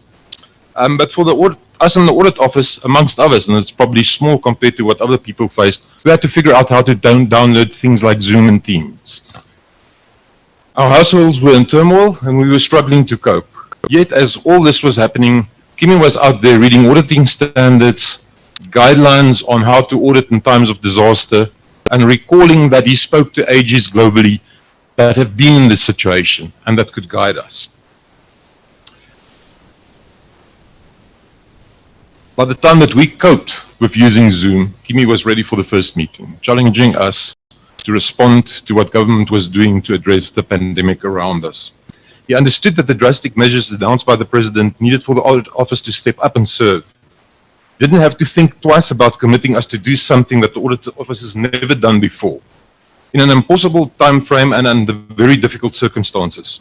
Yet he didn't waver at all. He was quite comfortable to put his trust in the office that he knew so well and that he believed could pull this off with distinction.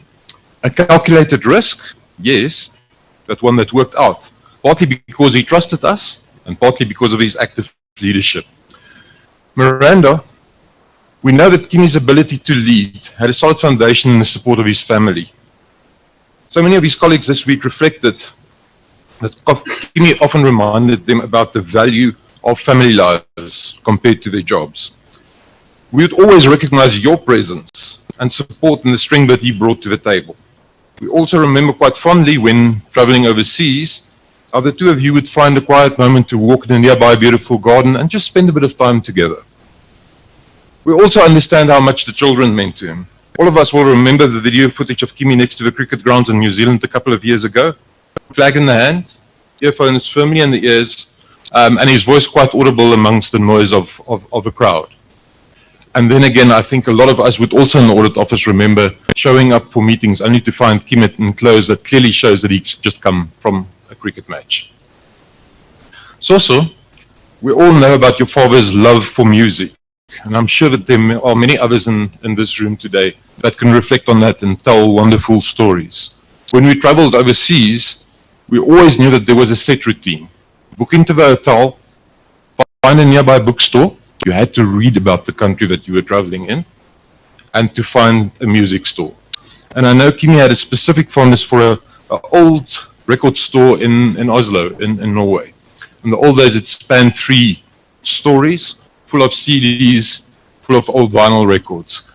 He never missed that. He probably told more stories there than buying, but still enjoyed it nonetheless.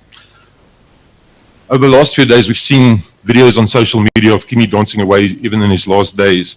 For us in the office, the memory is slightly different. Many of us on the second floor in head office in Gauteng, even well in Pretoria and even in our Gauteng office, know that the end of a work day or the work week arrived when Kimi started off with his, what he called, his portable gramophone. It was not only a signal that the time for work has passed, but the music often blasted so loudly that you had no choice. You had to stop. One of our last fond memories of him at the office in Pretoria, for that matter, is a Friday afternoon with the music absolutely blaring, and Kimi obviously in a jubilant mode. Tondu, your father had a passion for the youth. His efforts to grow and strengthen the investment that our office made in the development of young professionals, his commitment to the transformation of the profession stands out as another one of his major achievements. We all remember his motto when he was DAG, people is the only thing that matters. Under his leadership, the work to develop young professionals that started, as Terence said, in the time of Auditor General Shaukat Faiki, that grew exponentially in Terence's time, really came into fruition and matured. We know that we sit with the trainee auditor scheme, but it's probably the best and the biggest in the country. We know that pass rates normalized. We know that we count ourselves under some of the top employers of young professionals. Many of these professionals now spread their wings in the broader public sector and private sector, helping to build the country. If you'll allow me one story that he always told in this context. This is where he contrasted cattle farming in South Africa versus what's happening in Australia. And he always recounted how farmers in Australia was clever enough to make sure that the feeding setup was in the middle of the farm. prompting the cattle to always return to the middle of a farm, thereby making the need for fences almost obsolete. And I think that's what he strived for in our office, to create a culture where people are always valued and accepted, where people can always return, and where the passion for public service was all enduring. On Sunday during the prayer session, we were reminded that we were gathering not because Kimi had passed away, but because he had lived. All of us together here today know him as a giant in South Africa. But it is really when you hear his colleagues around the globe reflect on their relationships with Kimi that you truly understand the impact and the reach of this man's career and life. They all describe him as a consummate professional, but also remarked on his humility, his ability to reach out to whoever crossed his path. A core theme in these testimonies about Kimi's global reach, most visibly in the role as chair of the Capacity Building Committee in Intisai, that global body of Auditors General, relates to his ability to bring strategic focus and a value-based foundation to any intervention. A few years ago, at a leadership intervention in Europe, Kimi demonstrated this very clearly to all of us. There was a discussion about the value and benefits of supreme audit institutions. But Kimi became increasingly quiet in this meeting as things were getting more and more self-serving, looking inwards. Then he intervened and reminded people that the work of supreme audit institutions should be grounded in respect and value to the citizens. He did so without raising his voice. He told a simple story, as he always did. I'm not going to try and repeat that story, but I do remember that that room was very quiet afterwards, for quite some time, until the Auditor General from the Netherlands said, hang on, here's a principle at hand, and took the lead. That meeting went in a totally different direction, a lot more constructive. A last reflection in this regard. Also a global international meeting, there was a very important decision at hand, but you could sense that there was some discomfort in the room about what was going on. Kimi stopped the meeting, reminding his colleagues that if we would see a decision like this rushed through at one of our auditees, we'll make sure that it sits in the audit report. So in keeping with the principle of leading by example, something that he and all our previous Auditors General always reminded of us, he insisted that the meeting consider all angles and that they follow the prescribed requirements. And for once in a long time in the history of Intisai, he forced a closed ballot vote. Interesting enough, the decision didn't change, but everybody had the comfort that they were heard and that things were done right. It had to be done right. So we talk about a great leader, a consummate professional, an excellent example, a hands-on mentor, a family man, a true servant of a people, a man with global reach and impact, Kimi Makwetu. Let me conclude. Kimi taught us to treasure four things in the audit office. It's independence, it's professionalism, it's constant striving to be relevant, all held together by the principle of integrity. While every AG will put his or her unique stamp on the organizational culture, and the organization will obviously evolve to remain relevant, these cornerstones will always remain. So the time has now come to say goodbye, but we know in our hearts that we will feel and remember Kimi in every fiber of our organization, where he was instrumental in building, in strengthening these principles of independence, professionalism, striving for relevance, and integrity. We're going to miss you, Kimi. Rest in peace.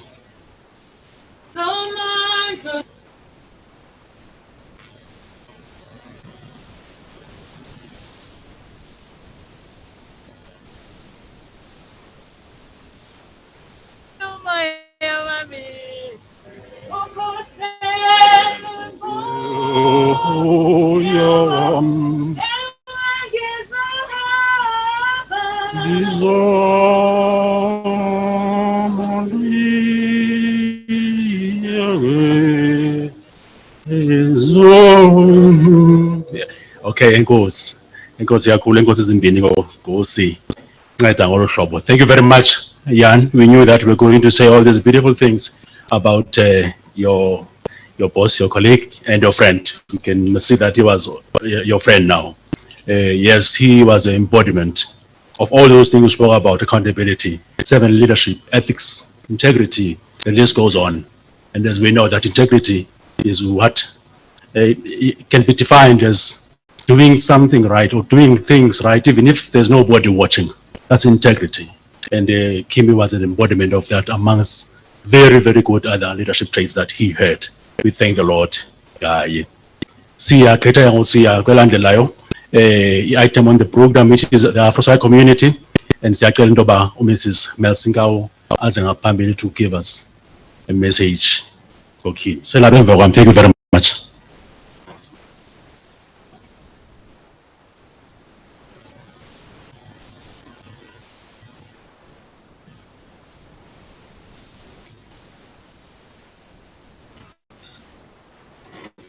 Still morning. Good morning, ladies and gentlemen.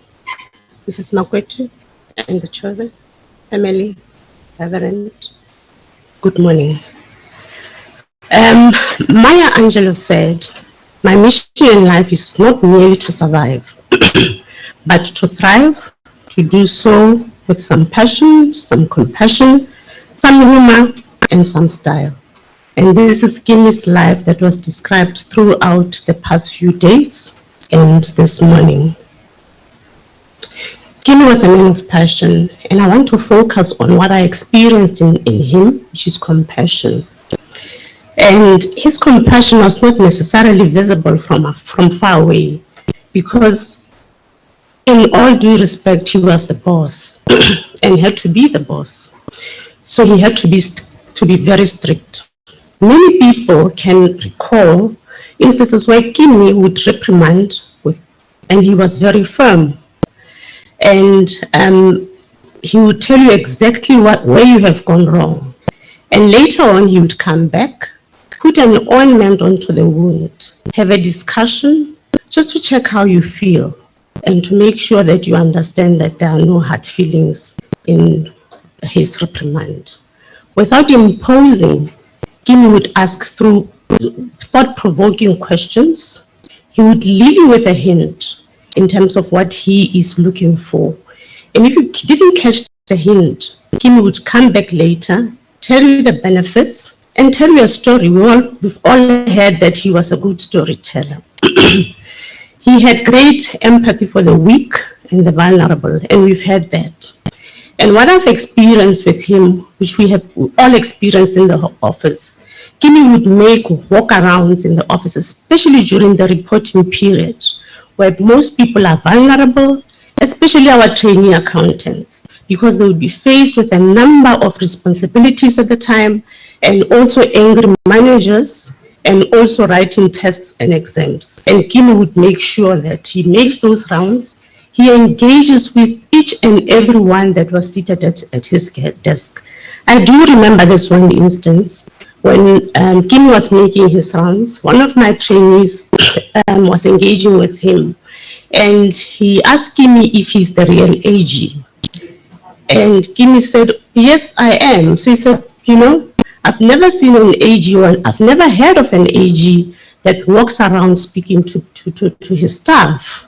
I thought AGs are just signatures on a paper." And instead of being angry that I probably didn't speak to the staff and told them that there is an AG, he invited the trainee accountant. He was a first-year trainee.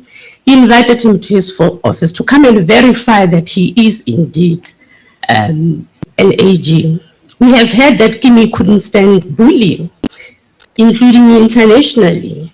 He spoke truth to power to make sure that everybody was heard, and that was Kimi. He made an indelible impact in various positions that he held, including in the Afro-SABC community. And I'm here representing the 25 Auditors General in the Afro-SABC community. And these AGs loved to be around Kimi because they could pour their hearts out to him, like he was a fountain of knowledge and wisdom. And this is what they have to say. He has been a pillar in the region and beyond. We celebrate his life and thank the Almighty for the privilege of knowing Kimi. The other one says, "I remember bidding him farewell at the Afro-SABC virtual roundtable COVID-19 I didn't suspect anything. What a great loss to AGSA, AfroSci-E, and the whole inter-Sci community. We have known him as a man with a good heart, a kind person, full of knowledge of the profession, and a great leader. The most horrible and unexpected loss to AfroSci-E, we need to work even harder now to uphold his legacy. We have been in tears since last night when we heard these sad news. We appreciate enormously Mr. Makwetu's hard work for accountability in South Africa and beyond. What a profound loss, one of our outstanding auditors general. I had a chance of talking to Mr. Makwetu several times, raising issues of our sister SAIs and SAI South Africa providing assistance to my SAI post-lockdown. We lost a great person. It is in times such as these that we realize the importance of the now, of what matters. To honor the dead is to continue their legacy and reflect again on our own mortality, to realign ourselves with our families and communities, and above all, a sense of purpose. These are some of the statements, as I said, from Kimi's colleagues. I've told the story before and I would like to tell it again, merely because Mr. Terence Nombembe is here. On the first day of Kimi's appointment as AG, as I was driving to work, listening to one of the local radios, Kimi was interviewed and asked, "How do you feel stepping into Terence's big shoes?"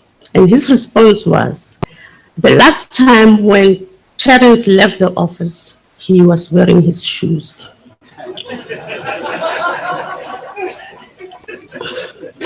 AG-elect, you mentioned that you learned a lot from your mentor, Kimi. Lessons you learned, you will cherish and use during your journey as AG. When you put those lessons to use, please remember to wear your own shoes and not Kimi's. I don't think he wants to see you walking around in his shoes. I have no doubt in my mind that this mission, not merely to survive, but to thrive, to do it with passion, compassion, humor, and style, as Maya Angelou puts it, rubbed off on Miranda. Either that or Miranda was part of Kimi's mission. Miranda, you did not only allow Kimi to give his time to his mission by caring for him and the children when he was well. It's a very easy task for most women. You cared for him and allowed him to be courageous, follow his passion, and the compassionate man he was, even when you knew he was at his weakest point.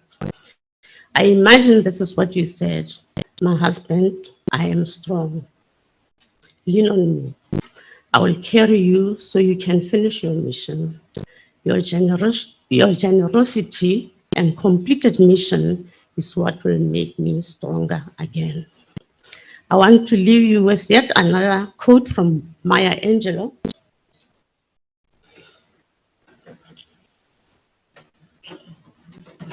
I want to leave you with yet another quote from Maya Angelou. "You may not control all the events that happen to you, but you can decide not to be reduced by them.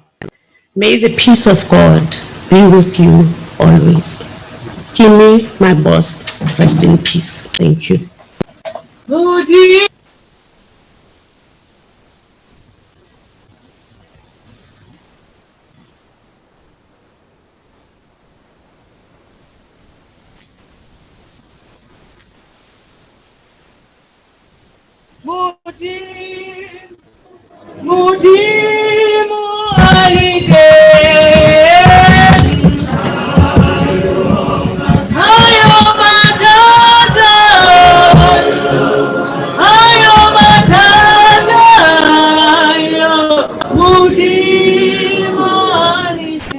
Enkosi kakhulu, thank you very much for those beautiful words. Njengamanye siyabonga kakhulu, and we're about now to move to the next item, i-item yabantwana bekhaya. Siqhubela phambili again. I want to plead with you, much as we love uZikhali Tata, umalume Mthetho omncinci, siyacela into yoba sizama singabadi kakhulu because the time is not on our side. And yes, I'm going to be calling them abantwana abazi ngaphambili, but just to wind up what Usisi was saying here about uZikhali in one sentence that uZikhali did, that he left or he was about to leave the public service with his integrity intact. Something we should all emulate for the good of our country. Thank you, UZikhali, again. Thank you, Makwetu. Can I please then ask abantwana abazi ngaphambili again, sacela babangelelane as they come so that we don't waste time. Again, in the interest of time. Please give us tell us ngaphambili umama uSisikhanyisa Mnta. He actually, it's his sibling. Ayingumntwana lo. Uphi uMazikhali? Oh.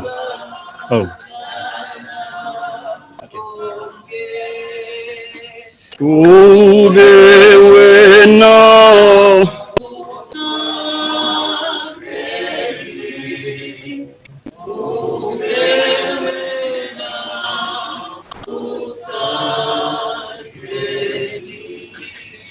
ndiyabulela qhubi inkqubo. Igama lam ndinguMasiqolo Makwetu, andingoKhanyisa Mnta. Ndimele uKhanyisa Mnta mna apha nomafungasho wabo uBelinda. Kuba ndilixabisile ixesha, I've cut half of what I was going to say. Now I'm in the last part of it. Thembekile, a name given to the one entrusted and the one believed to be trustworthy. It was on that faithful Friday, the 7th of January in 1966, when our mother, Unolulamo, Maureen Makwetu, Makwetu Tikela Kanoni, and our dad, Uvela Livingstone Makwetu, uZikhali, gave birth to their middle child. They named him Thembekile. You already had an older sister and brother, uBelinda noManase, and you were awaiting your little sisters, uKhanyisa noNokulunga. We watched you grow, and very early in your life diagnosed with polio, but that never stopped you, Uzikhali, from reaching your full potential. You had a very calm nature, just like your father, yet full of life and great with numbers, just like your mother. You were destined for greatness, and greatness you were. You were a true personification that hard work pays off. When you got to senior primary, Ubu Joe, who was our mother's driver at the time, gave you a new name and named you Dr. Kimish, a well-known doctor in the Cape. And this was all based on your intellectual capacity at such a young age and how you helped your mother with her meat business, Kwalanga, every day after school. He literally believed that you would be a doctor one day. What Joe did not anticipate was that this name would become your trademark. Now the world knows you as Kimi. They will remember you as Kimi, short for Dr. Kimish. Kimi was raised by a number of family members from the Makwetu homestead. When he was done in Luzuko in Cape Town, he moved to Kamata Township, where he lived with one of his only surviving aunts, Utiteka Nzuzo. But Kimi, Umakhulu Utiteka is a mess with your early departure. Once he was done at Kamata, he moved to Mthatha. This is where he studied at St. John's and lived with his late aunt, Unomatamsa Ngamabona, in North Crest. He also spent some time at his late grandmother and eldest aunt, Unonzwakazi Makwetu, in Woita. It was at this point where he went through the rite of passage to be a man, Kusabalele. The young man from Woita village in Tsofimvaba, whose umbilical cord is buried in the cement street of NY38 in Gugulethu, whose grandmother, Maina, is of royal blood from the royal house Yakwachali, Emachaweni, Ucentane, Egodidi. This young man would become umphicothi zincwadi welizwe loMzantsi Afrika uphela, and this is a task you handled with integrity and respect. We remember clearly how the Woita community was so proud of you when you hosted the Thanksgiving ceremony for your appointment as Auditor General of South Africa. Ingathi ndiyababona uNompinda, onosebenzile, nonokuzola bexhensa kwatamkhulu. And this is how they refer to your father's homestead. uJessica Mbangeni xa ekukhapha mntakatata kwelinye lamatheko akho okugqibela, I quote uthi, ambokulusa iigusha zakowenu, ambokuyala amakhwenkwe, ambokubala iinkomo zakowenu, unquote, okungathi beyazi ujongise umbombo kowenu, uze wenze njalo ke mntakamama. Namhlanje siyayivala incwadi ubuyibhala ezantsi emhlabeni, amanyange akuthi atyhila kwiphepha lokuqala. Umfula ubuqhele ukuqhayisa ngentyatyambo, uqhayisa ngembalela, umthombo wolwazi wozikhali kweli khaya ucuthekile. Ilizwe lobusi nobisi likulindile. Apho inqwaleko nenyembezi izizinto zezolo. Hamba ke ngokunyana kavela, mzukulwana kaGqongo, sizukulwana sikaMakwethu, yena ozalwa nguXhweya, ozalwa nguKhebenish, ozalwa nguNgiso, ozalwa nguLeko, ozalwa nguHlape, ozalwe nguMtuse, ozalwa nguSigcobo. Aze wonke lamanyange ndiwakhanganye entlapha, akukhawulele mntakatata. Akwange, akuphulule izivubeko zehlabathi. Akugqiba kombathise ngeyakho emhlophe ingubo, thole leduna lomzi kabawuvela.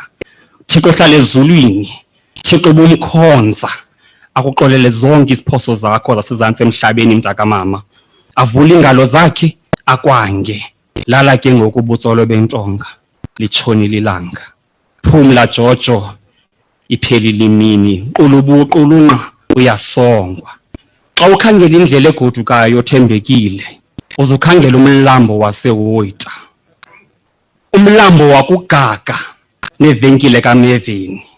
Xa ulapho uzazi ukuba ufikile phezu kwesikolo kuNtshintshi, apho uvela uNolulamo, uMamtshawe, uManase, utata omncinci wakho noNokulunga bakulindele khona. Lala ngoxolo zikhali.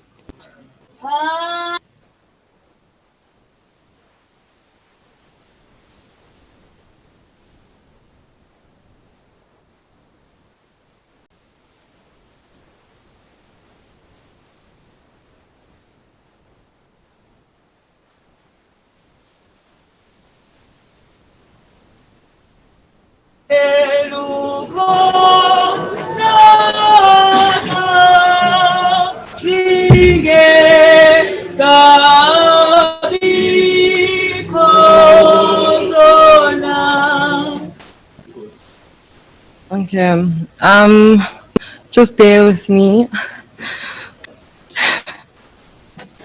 Okay.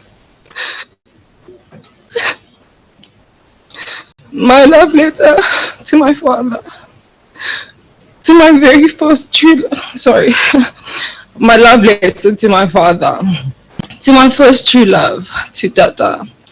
It is said that any man can be a dad, but it takes a real man to be a father.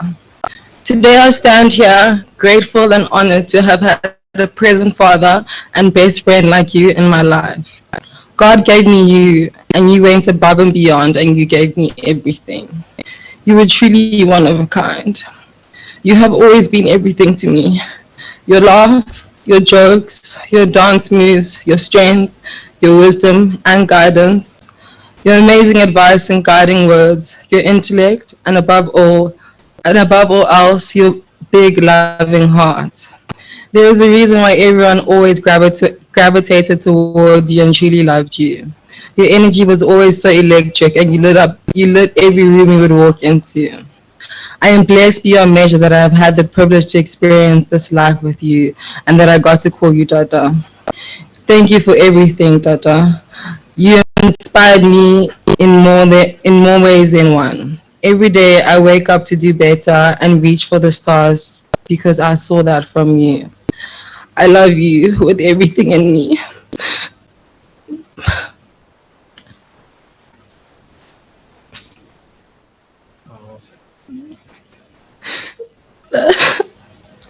I love you with everything in me. My love for you knows no bounds.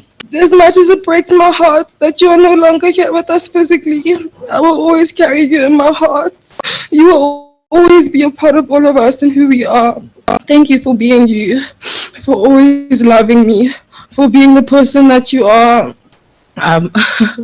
for being the person that you are, for never giving up on me, for simply showing up and always being there. God really took his sweet time with you, and for that I am eternally grateful. I was and still am truly blessed with the best. From this lifetime to the next, I will always, always choose you. I am so proud of you and how you fought so bravely till the very end. I will love you forever and always. All is well. Love you, baby girl. Nangamso.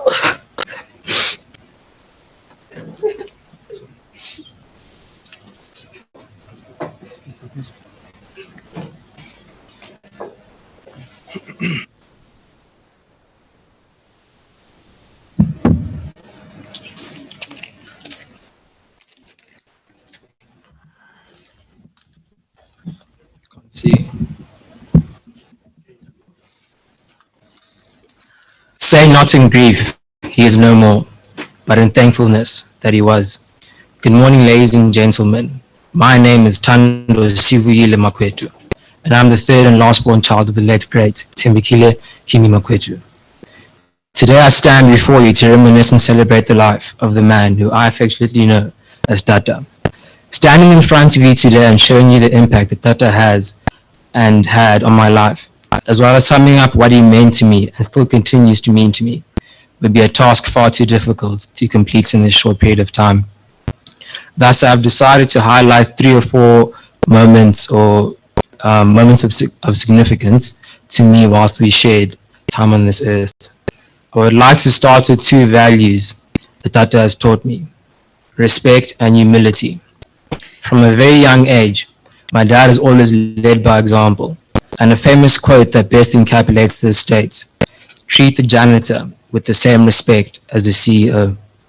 Tata was truly a man who viewed every person he met with the same respect and integrity, and I was able to view this firsthand when he interacted with his colleagues as well as strangers.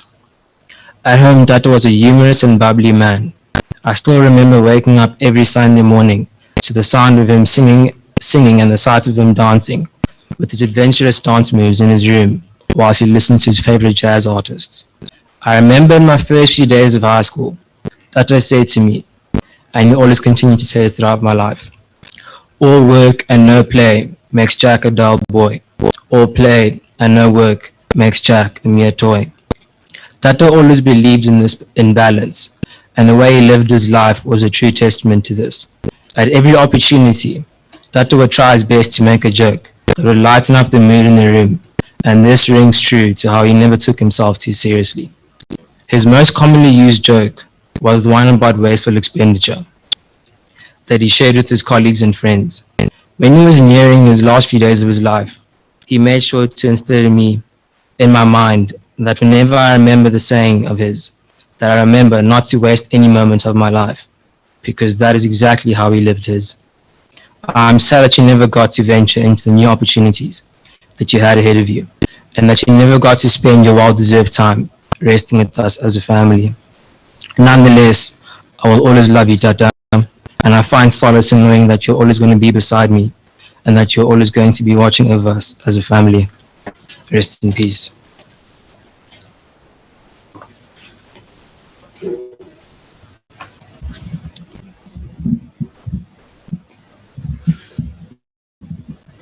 Ladies and gentlemen, let me first acknowledge all the religious leaders who are present today, all our distinguished guests, family and friends.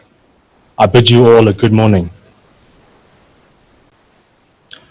What words could do justice to express the profound sense of loss we collectively feel today? What words could do justice to express the extreme sense of pride I feel to have known a man like my father? What words could do justice to express the significance of the ineradicable mark you have left on your friends, on your colleagues, on your profession, on your country, on your family, and us as your children? My fear, Tata, is that there are no words. But I will do as you taught me. and I will show up and put my best foot forward. That I could not possibly have been blessed with a more loving, joyful, and caring father. You were always there, no matter how small the occasion. You showed up. In my cricketing life, you took the pressure away. Whether I scored 0 or 100, you loved me just the same. In fact, you had a beautiful way, whether by accident or intentionally, of misquoting my contribution to the game, thereby relaxing my mind and giving me a broader perspective.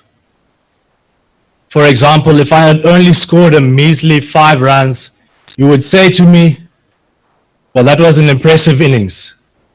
The team wouldn't have scored 650 if you didn't contribute your 5. Or if you would tell me that I did a great job winning the toss, if it really was my only contribution to the game. Your nature when it came to cricket was so soothing and really made me feel my best, even when it wasn't showing. I know now, when I take the field, you will be walking with me. I will miss you dancing next to the cricket field and asking me questions about the game to engage my mind. Every lesson I've ever learnt about leadership was from these times you engaged me, and I will miss them so much. Tata, I must be honest when I say, the minute I heard the news, my first reaction was, I'm not ready. Your shoes are gigantic. The burden now lies heavily on my shoulders. The responsibility has fallen squarely at my feet. But I am comforted in the knowledge that throughout my upbringing, and particularly in the last 3 years, whether I knew it or not, you have been preparing me for this very moment. You have given me every tool and every characteristic I could ever need to stand up and be a man. In the past few days, I've been grappling with this idea, and now I'm comfortable in the knowledge that because of the man and the father that you were, I can do it, and I will. I will miss your infectious smile, your funny jokes, and your dance moves, but most of all, your wisdom and your advice. You were the best father a boy could ask for. And while I fight back these tears, I'm reminded of the words of Elizabeth Mary Frey in her poem, "Do not stand at my grave and weep." And the poem reads, "Do not stand at my grave and weep. I am not there. I do not sleep. I am 1,000 winds that blow. I am the diamond glints on snow. I am the sun on ripened grain.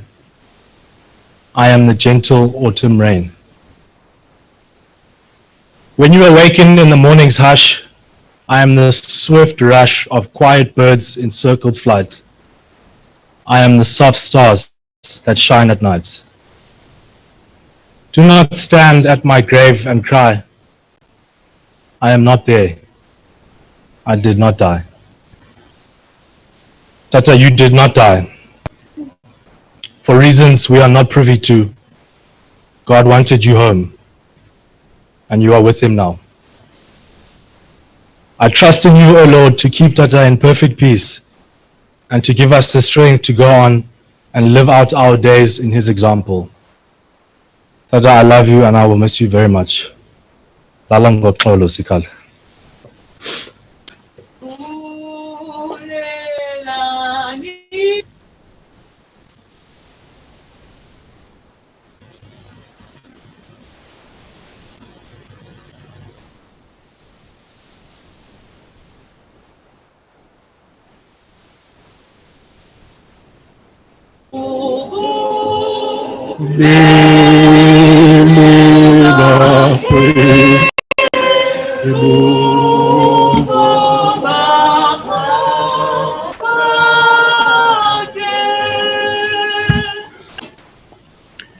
Thank you very much, Bantwana, notata bao.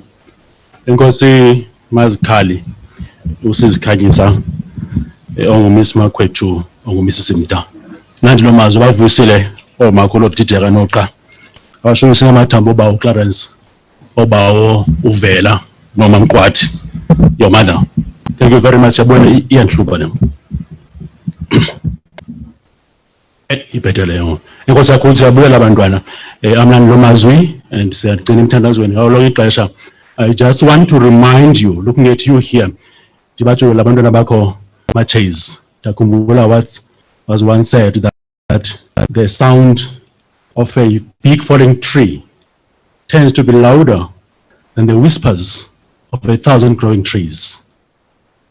Isithonga somthi omkhulu wayo sithanda uvala kumbi kunensebenzwane ezemithi eliwaka esakhulayo. Those trees, I'm talking about ngabantwana. Adili mvewe lo mthi omkhulu uzikhali. Abantwana bayilo mithi ikhula so that ikhaya lotata Makwetu lingaze life bekhona. Of course, getting all the support and strength from you, Mama. Thank you very much, bantwana. Siyabulela kakhulu. There's a request here of somebody that I will who was or who still is a great friend of that family. Upanki. I'm sure Bayamiz Bayamazapa and Bayaz how close he was to Uzkan. When there's a special request about Miros or Kufundre, it's going to be right. About jobs has agreed to shorten it as per Upanki in the interest of time. But Mama Makwetu asked about Ufundilo Mialezo Kapanki. Because of good jobs, thanks.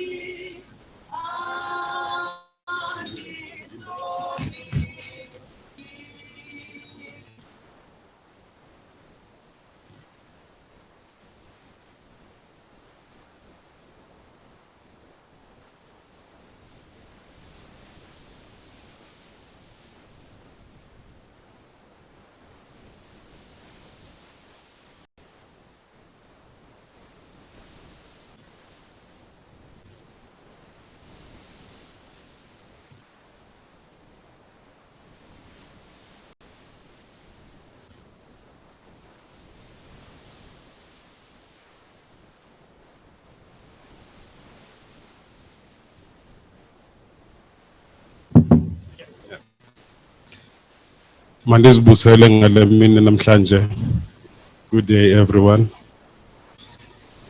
Someone is missing here today. Pangi Matomela, fondly known as Dipla. And I'm sure Pangi Endlin is sitting and watching these proceedings. Miranda approached me just now and asked me to read Pangi Matomela's tribute to his best friend, Thembekile Kimi Makwetu. Dipla, I want to say to you, because of time, I'm gonna cut short your tribute to your best friend. I'll do my best to select what, in my view, are the relevant sections of your tribute. Please indulge me with that. I've known Kimi Thembekile Makwetu since 1987. I met and befriended him at University of Cape Town, where I had been admitted as a student following mass expulsion from Vista University in Port Elizabeth. He was the member of Sansco and had taken up our accommodation plight and had been negotiating with the university administration on our behalf to ensure that we got placement at various residences.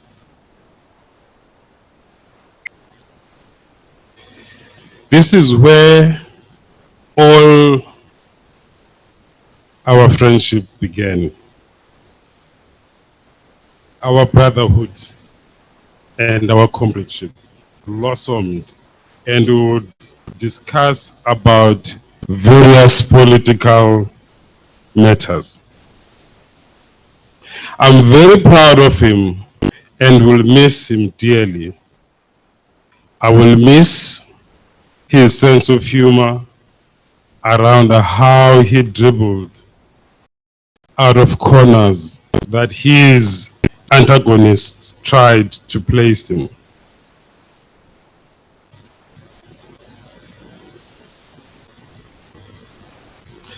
Despite the pain he was enduring, he never relented, nor lost his focus of his public service obligation, and never once complained.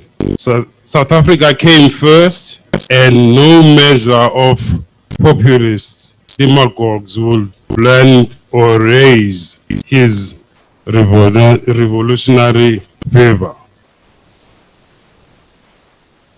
He would fit in any environment and mix very well with everyone. He would converse intimately with Oqiakulu in his beloved Oita in Gothenburg, in the same way that he will converse with his friends in New Brighton, Port Elizabeth.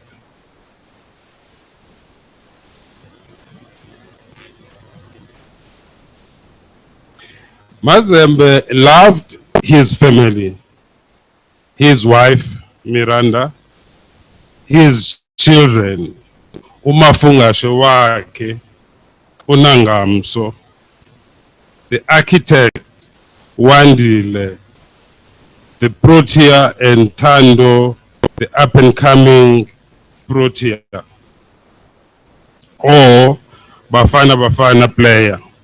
He always spoke fondly of them and supportive of their chosen paths.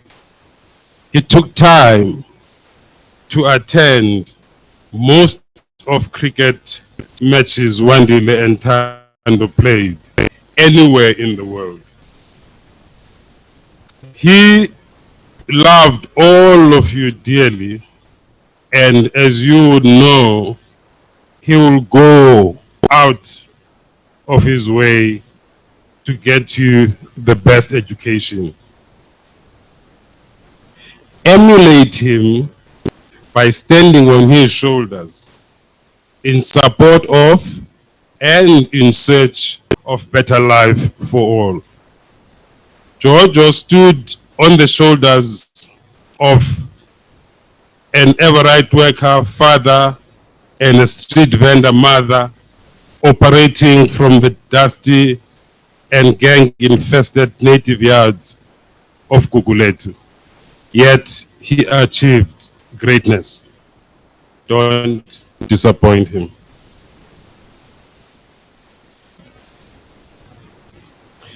He loved and spoke fondly of his siblings. Belinda, the late Manasseh, Kanyisa, Mrs. Mda, and the late Nokulung. Zikali had ideas he had started working on for the preservation and development of the Makwetu household in Hoita, where he would invite me to enjoy the rural tranquility. He had knowledge and a relationship with each family in and around Hoita. He would share pleasantries with everyone in the village.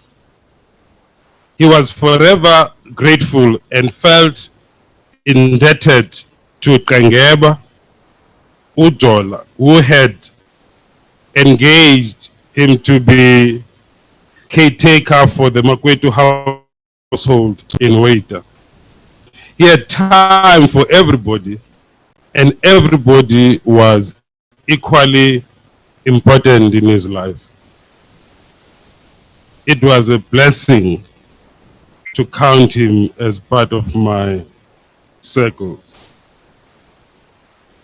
Farewell, my friend, my brother, my comrade, my leader, my colleague, and my fellow African.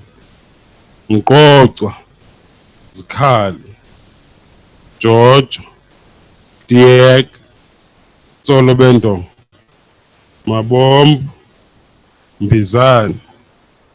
Yours is a self-telling story without an end. Aluta, continue. Victory is certain. I thank you.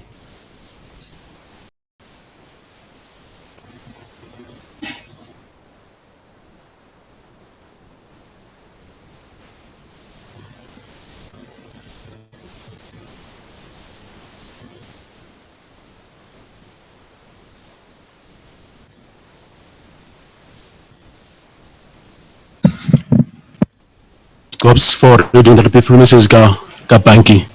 Siyabulela kakhulu banki nakuwe ungekho unjalo kodwa ukhona through your message. Siyabulela kakhulu. I'm sure umachezi uyavuya that this has been done. Now we are moving on with our program, and behind me here, for which I'm thankful to save time, Selelapa Baosomyo, who is the chairperson of the standing committee of the Office of the Auditor General. Ulapa Mtalomshe, over to you, Sam. Thanks. Enkosi kakhulu mphathi inkqubo. All protocols have been observed. Ndicela ukuthi kwisapho ngokubanzi kuMaqoqwa noChezi namatshawe thuduzelekani akuhlanga lungehliyo. In 1994, President Nelson Mandela had these words to say at an OAU meeting in Tunis, when he recalled the destruction of Carthage in the time when generals of an earlier empire, he said, I quote, "Where South Africa appears on the agenda again, let it be because we want to discuss what is its contribution shall be to the making of the new African Renaissance. Let it be because we want to discuss what materials it will supply to rebuild that city, the city of Carthage." In a way, we say without fear of contradiction that our Auditor General, Thembekile Kimi Makwetu, supplied the building blocks in South Africa as part of those who were the architects of the new audit line, as part of the talented 10th that W.E.B. Du Bois spoke about. With every inch of his fiber and living breath, he dedicated his entire life to the rebuilding of the city of Carthage. His love for the stability in financial management and accountability, starting at the basic instance of governance at local level, he would safeguard the expense and accountability on such financial resources. He whispers one time, when the president makes the commitment for the 500 billion rands allocation, he says, "I'm happy that the country is taking it step by step to make that distribution of the 20 billion part to local government, because I'm certain that's where the hell is going to break loose. He knew that our greatest challenge was at that level and sphere of government in terms of accountability. He shared his thinking through a developed concept on real-time audit, something which was new, something which we were afraid of, something which he did not trust. She ventured into such grounds with humility and steadily conquered. His first installment of that report could indicate a myriad of challenges the country carries. Into the Fusion Center, his contribution was on 80,000 findings who are still being followed by various agencies who fight crime and corruption. It's the man who was steadfast in his contribution to build the city of Carthage. Kimi Makwetu couldn't tire. Even at the time, he had to fight this treacherous instance of a disease which could not save him. He worked until the end of his life as he ventured to say goodbye to everyone who served at the audit office. There is one time that he proved to be streetwise. When he was receiving a number of SMSs, WhatsApps from one gentleman consistently, who would break his solid base of humility. And the Auditor General would call, Chairman, hey, Lomfo, let's deal with him. I could attest to his voice that now he has heard it. And the gentleman couldn't understand a difference between the office of the Auditor General and the office of the police service. And the Auditor General would look into what you give in terms of your books and judge you accordingly what he has received and give you the intention of doing better in your contribution on accountability. The second instance was an instance when he woke me up in a Sunday morning to a call. Chairman, I have this instance in my office. They would go on and go on and go on. Ukabila ngozikhali, hayi ukabila chairman. Uyayibona mazlento ngicalayo nento ngakho. Go and complete your duty. Knowing very well that he has started to do whatever he could.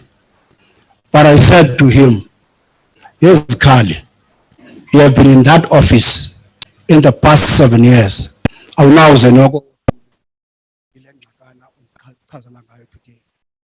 But that to me sank to say there is huge respect in him of parliamentary protocols, of the parliamentary line, but we could give him the way to act in whatever that suits the ability that he carried. He's the man in service who served his community with passion and excellence. You would notice that if he didn't like something, he would say it from time to time.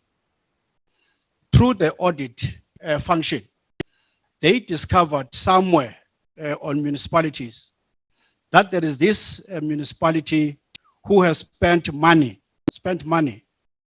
but on its expenditure, when the auditors go to verify, there is no sports field.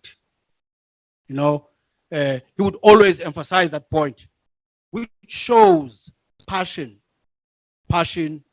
to serve your communities and spend the resources wisely, and you reap the returns. Makwetu has been at the service at the time when the Hoons and hyenas were after everything, and he would preserve a character of an individual who wants to right the wrongs all the time. That's why I want to make this last example, which on the interaction with him would resemble some sense of protection of his team.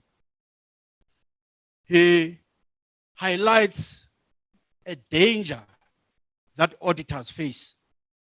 He cites a number of auditees where his officials were either chased away, or either threatened, or at times they could have their own property possessed by various officials in such audit offices, would sit and ask the question, what then needs to be done?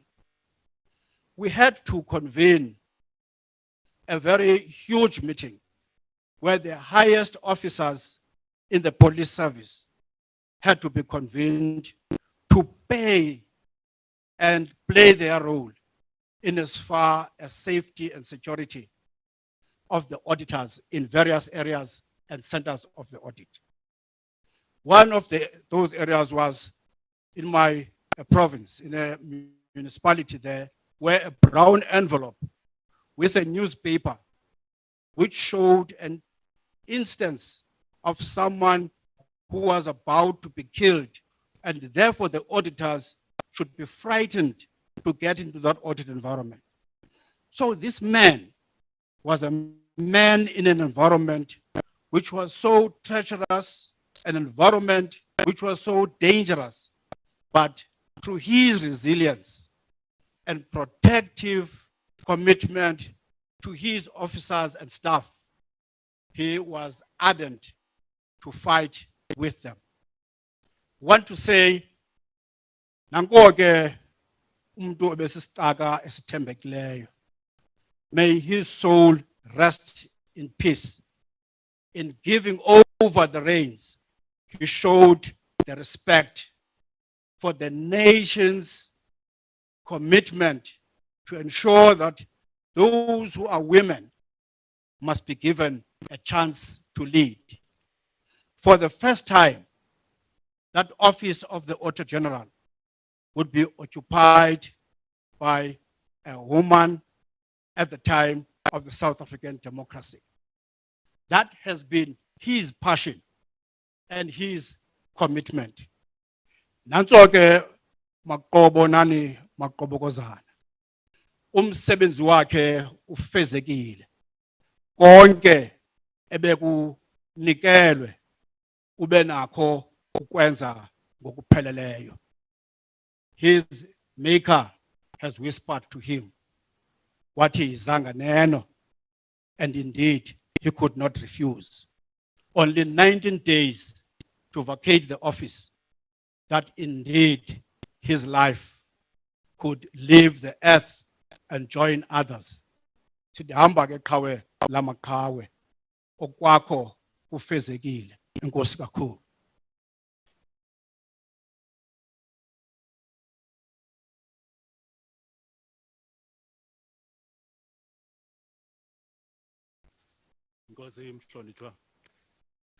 Thank you very much for those great words about our brother here. I saw one of the messages during the week, as you were also commenting about Makwetu Kuzikali, and you wrote as follows, lest you have forgotten.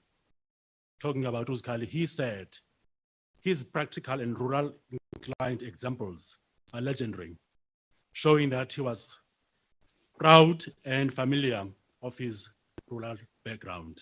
That you said earlier in the week, and I thought I would capture that and share with the audience here today. Honorable Somyo. Minister Tito Mboweni, the Honorable, wanted to be here with us, but due to work demands, he couldn't be here. But he kindly prepared a message for the family and for us here and for the whole country. That message is ready to be shown on the screen. So I would ask that we sit back and relax and listen to the Honorable Minister Tito Mboweni, who is the Minister of Finance, as we all know. Thank you very much.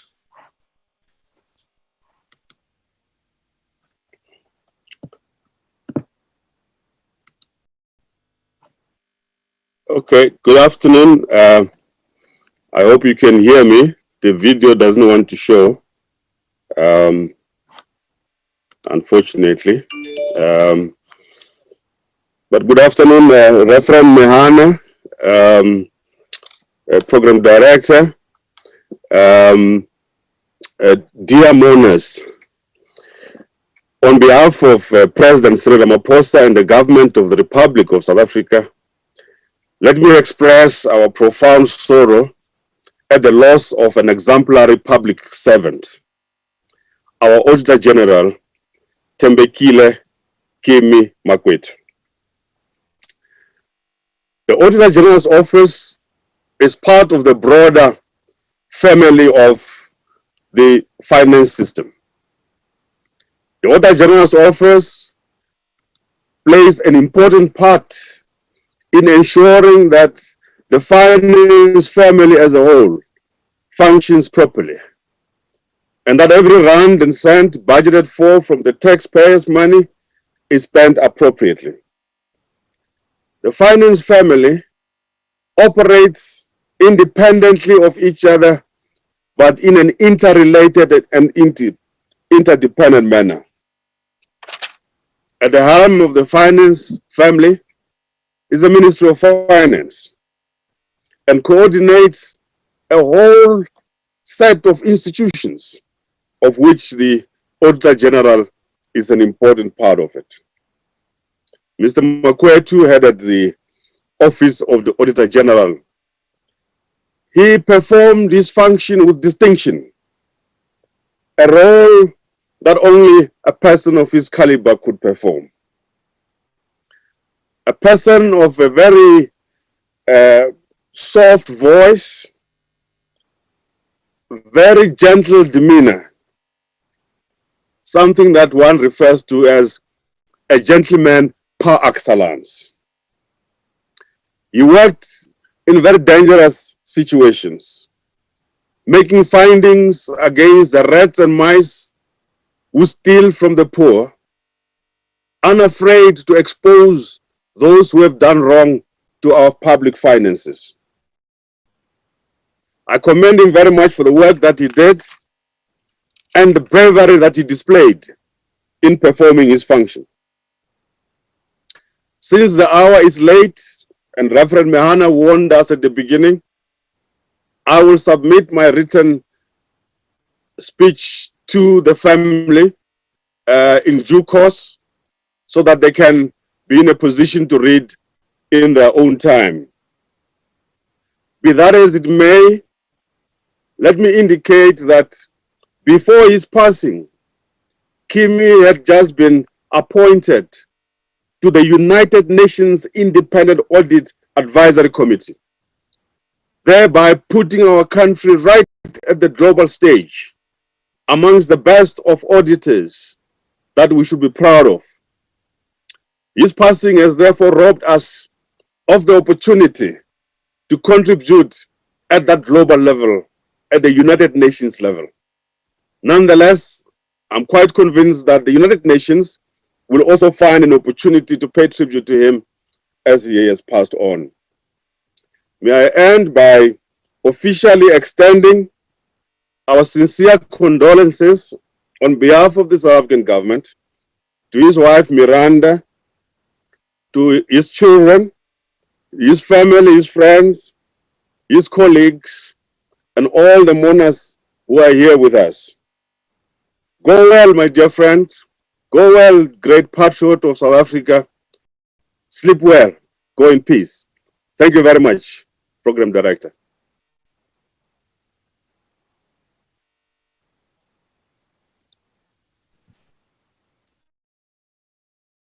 Thank you very much, Minister Mboweni, the Honorable Siyabonga kakhulu mphathiswa ngalo mazwi amnandi omelezayo.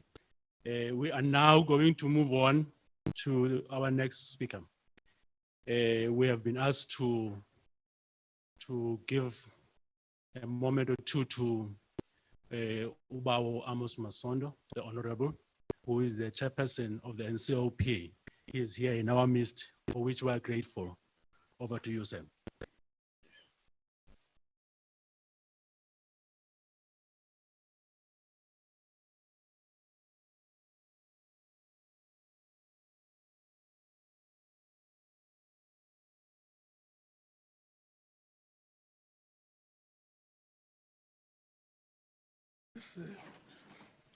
Greetings,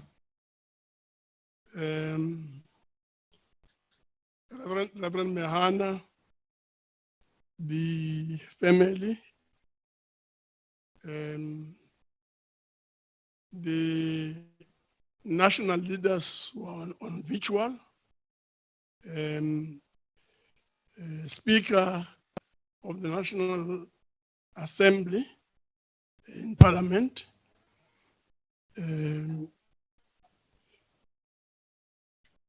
Minister of Public Works, Patricia Kilil, fellow mourners. Allow me, Chairperson, to begin by stating that it is indeed an honor for me to afford an opportunity to add a voice on the passing of Kimi Makwetu. Of course, this is also very unique because I was not billed as a speaker. And what makes it unique is because if you speak, having had so many people having had their say, you speak at the point where you may not have very much to say. But nonetheless, I feel very honored to be given an opportunity to say a few words. In one of our Sotho languages, there's a saying that goes as follows. It says, Lifu kingwetsi yamalapa otle. And what this means is that, simply put, is that death literally visits every family. And what remains strange, though, is that even though this is the case, we never really get used to death. So we say to the family, your tears are our tears, and your pain is our pain. The National Council of Provinces had an opportunity to say bye-bye and salute Kimi Makwetu. We're privileged in that he was able to be there. The first word that came to my mind to capture what Kimi Makwetu was about is the word patriot. One who loves his country, who loves his people. And I'm sure many of us will agree here today that Kimi Makwetu was a great patriot who served his country and served his people and citizens. and he served and served very, very well. I want to confirm what has been said by other speakers, that one of the things that has happened in recent times is the fact that people who do the work that Kimi Makwetu was able to carry out have been threatened with death, and the teams from the Auditor General's office has indeed been harassed and have gone through a very, very bad time, especially in the past 10 years or so.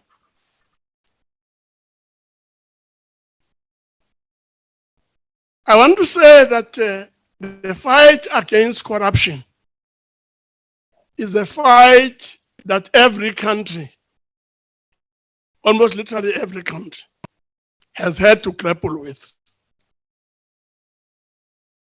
In Vietnam, in Mozambique, in Angola, you name the country that have gone through the National Democratic Revolution, you'll see that one of the most difficult problems that these countries have had to grapple with is this problem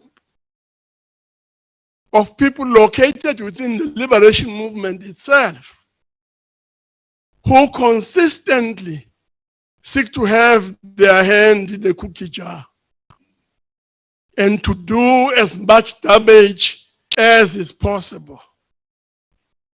You know, recently I bought myself a book on corruption in South Africa. The name of the book is VBS, A Dream Defrauded. Not only did they steal money from the VBS, the mutual bank, but they also stole money meant for small and medium-sized enterprises in Namibia. It's a horror story. It's a problem that we have to deal with.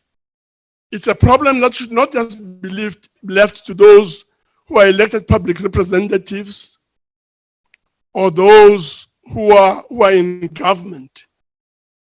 It's a problem that all of us should address, and address in a meaningful manner, in a manner that suggests urgency. We have had, of course, to remind ourselves during this period of the words of Madiba, who said, quote, "Little did we know that some amongst us will be corrupt."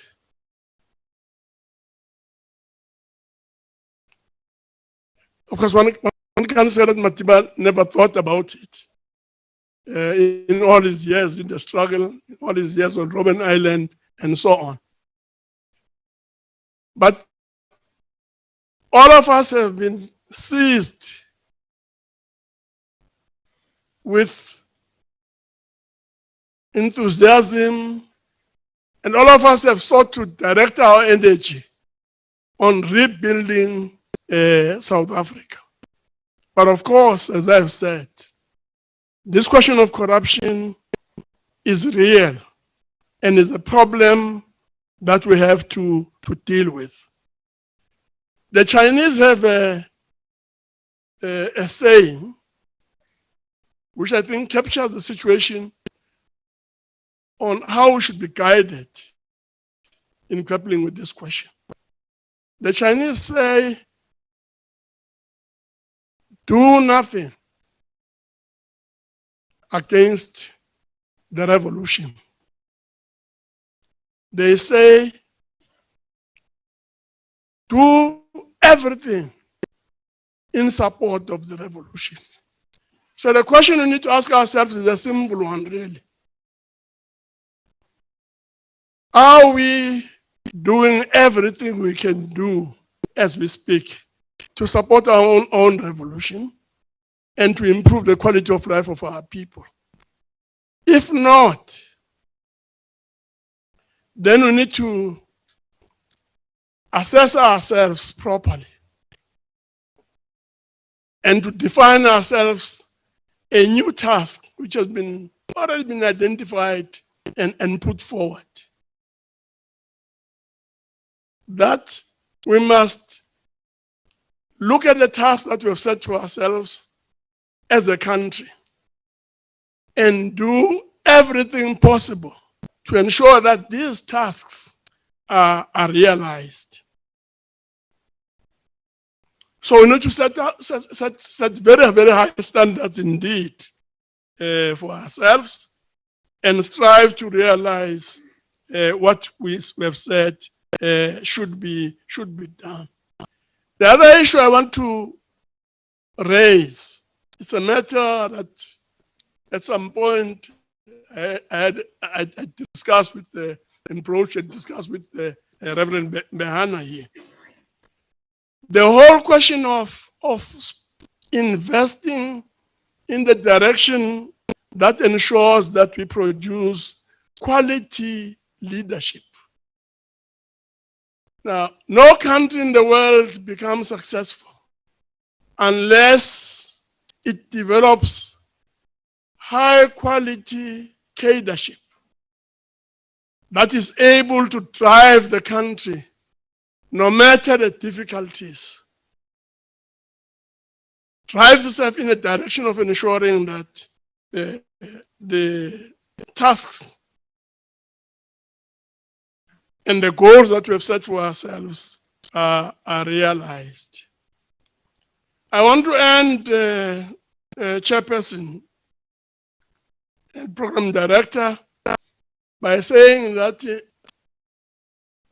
in isiZulu, we say ziyofa izinsizwa kodwa ziyosala isibongo. Thank you very much.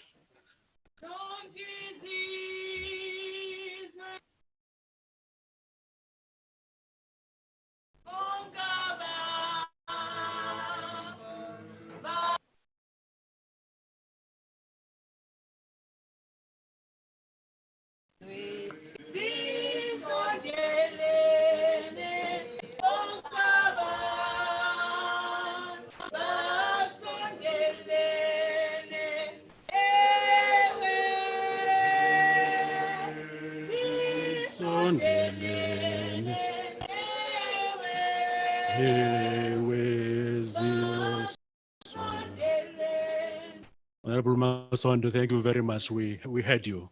The family heard you, and the country heard you as well. Thank you very much, sir. Now we have the honor of having the Speaker of the National Assembly, Honorable Thandi Modise, to say a word or two to the family and to the country. Over to you, ma'am.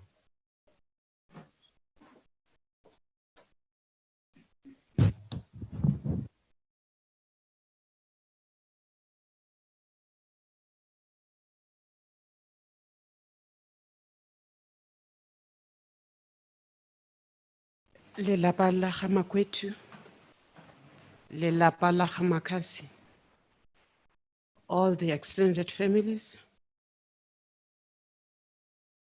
all the distinguished guests, ladies and gentlemen.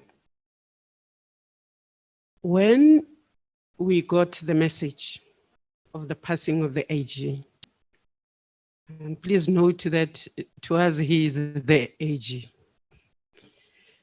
we went into total shock. If you went into the different chat groups of parliamentarians, there wasn't a single one who said, we saw this coming. We are still in shock. We are in shock because we thought that we would have this man, and some of us used to call him Umjida. That we thought we'd still have this man, this servant, this man who never complained, This man who went all round and would sometimes not even tell us about the discomforts he had suffered.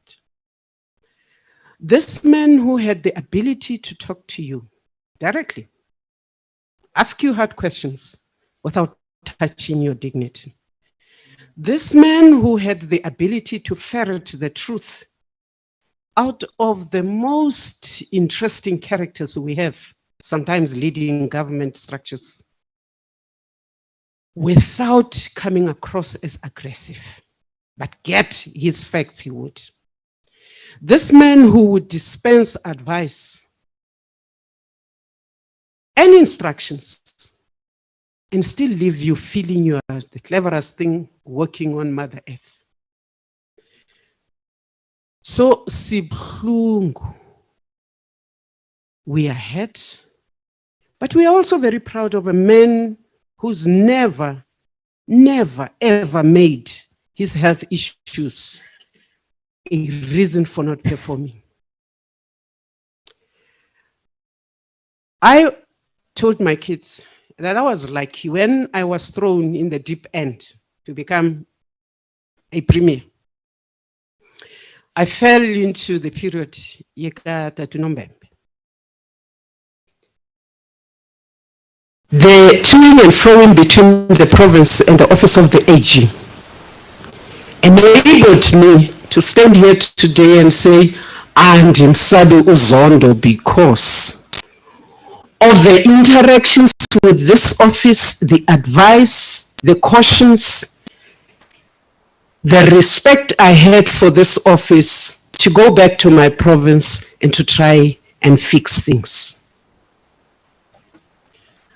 When I went into the MCOP, it was my interaction with the AG, Kimi Makwetu,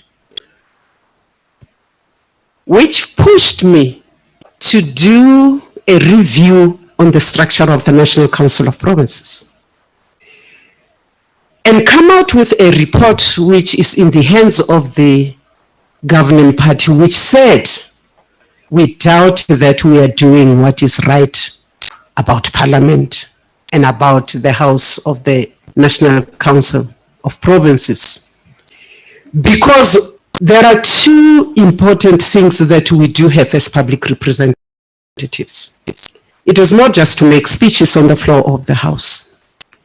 It is to represent the people in every respect. It is to ask questions, to go physically.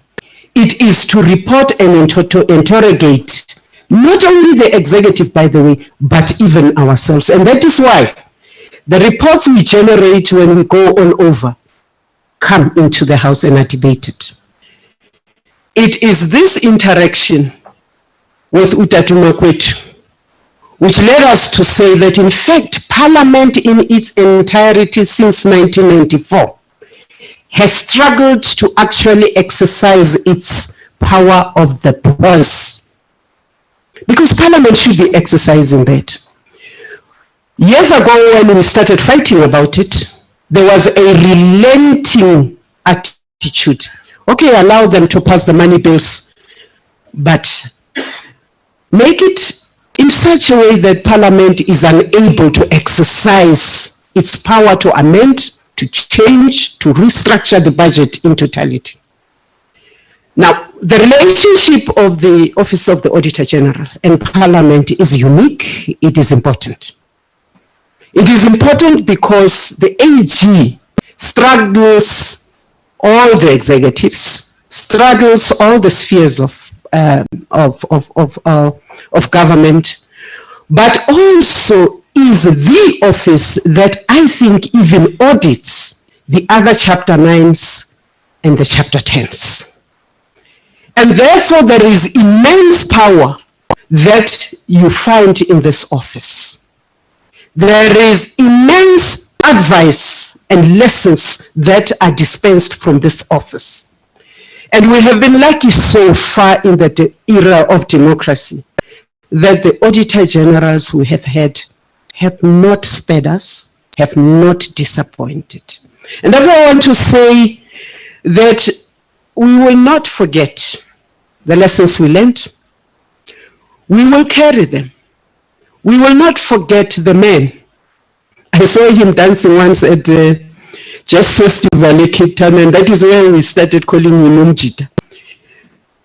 We will not forget this very humble person. Because when you looked at UAG, you saw respect. You saw humility. You saw honesty. But you also knew that when you locked horns, you were likely to lose. Soft-spoken, not losing his temper, not being distracted. And that was for us, Kimi Makwetu. When we were briefed about the amendments to the Auditor General's Act, Mrs. Baleka, we listened, and then at the end of that, she said, oh, kusho ukuthi le amendment izawunika uMakwetu amazinyo. So, between the two of us, we've been referring to this amendment as the AG's teeth. And it is important for us to push for the AG's teeth to be real teeth, because he and his successors need to keep on cracking the whip, especially when you look at the terrible audits that we have at the municipalities. We need, as parliamentarians, to keep on listening and meeting, because we realize that until we come to such a point as the in Parliament, where our electoral system will enable us to bring in members representing the people in the real sense, who are not scared of losing their seats in Parliament, who will pursue the truth, who will pursue the runs and cents, that this office called the AG will be the big stick that we hold. And it shouldn't be, because this big stick must be in partnership with the Houses of Parliaments, with legislatures, with municipalities. And until we can get the parliamentary and the legislative sector in South Africa doing what it should do, holding the executive to account, ensuring that as Tito collects and declares after consultation, that Parliament reserves and can exercise its powers to amend, then we will begin to say we have lightened the burden of the Auditor General's office. But we are not there yet. And therefore we rely heavily on the cohesiveness, on the direction, on the strength of whoever leads the Auditor General's office. So sibhlungu, but sibhlunganga, because what Ndade Masonto omitted to say is that we had our last breakfast with AG not long ago during COVID. As usual, I had arrived too early. And I had to harass the two of them to say, hey, you'd better come in Madota. And one of the things that we went through there was to look at the history of this office in South Africa, to look at where we want to see it going, to look at the roles that the both houses, together with the legislatures, must begin to focus on, to really ensure that every bit of money voted for, dispensed, go to where it needs to go. So sibhlungu, because we thought as he retired out of this office, he would still be on hand, because we were proposing a capacity building for all MPs and not just those who deal with issues finance in government. Because we thought that the only way you begin to give teeth to real democracy and the people's voices is to strengthen the backbencher, is to take back the power of governance and good governance into the backbencher's hand. And that is by training and by making sure that how you arrive at these backbenchers, your systems are in place. So sibhlungu, because we will have somebody we trust, respected by all of us, respected by Makwetu, Ma'am, I hope that the projects that we had lined up, basically continuing training, reproducing the regular reports on the history and the evolving of this office continues. We hope that we continue to have this dynamic relationship between the SCOPA in Parliament, that committee, Echaranguta to Somio, and the provinces intact. We hope that indeed democracy will triumph because the office of the AG is relentless. And we hope that Amazinyo Makwetu really are realized and begins to bite. Because that way you begin to retrieve respectability, entrench more of what we think we are as South Africans: honest, wanting to see development, wanting to see equality, wanting to see gender equality, and dealing with all the wrong things that we see happening in our society. Si na umcimbi appointment besinayo no Tatu Makwetu on the 24th of November. We did not even want to change the heading of Lamcimbi wetu. We had lined up a farewell to UAG. We are keeping it as a farewell. We hope that we will be able to give all the parties in Parliament the chance to say what they wanted to tell Utatu Makwetu to the Makwetu family. Because we think it is important for us to continue to do that, to take out our heads and to say, fare thee well, Makwetu, Mtana Sekaya, the only man who is younger than me who I have ever called Uputi. And that was because there's petty like Uputi, respectable, Gabonga.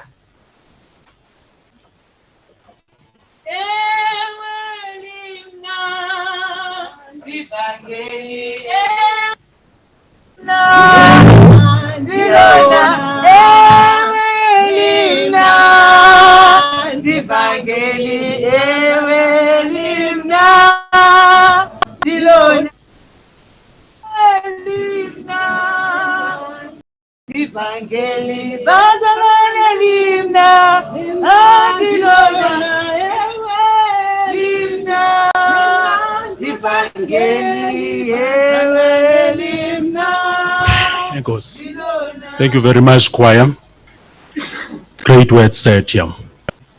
I wish we had more times, but because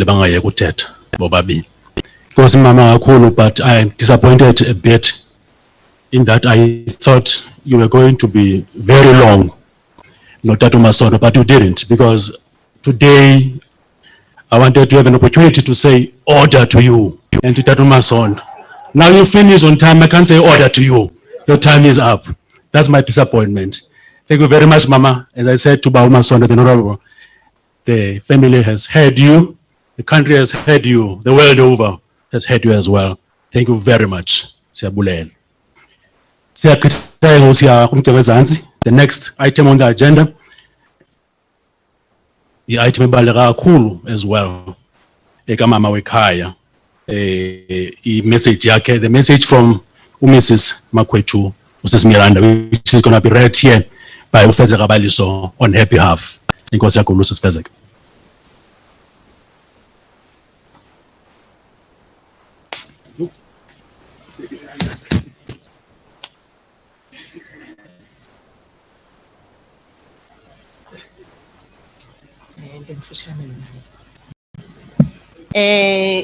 Izalamane nabashobo ngomlomo kaMiranda Makwetu uthi zikhali mntu wam, my love, tata wabantwana bam, I'm shattered. My heart is in pieces. For once, I have no words. Referring to you in the past tense is still not so surreal.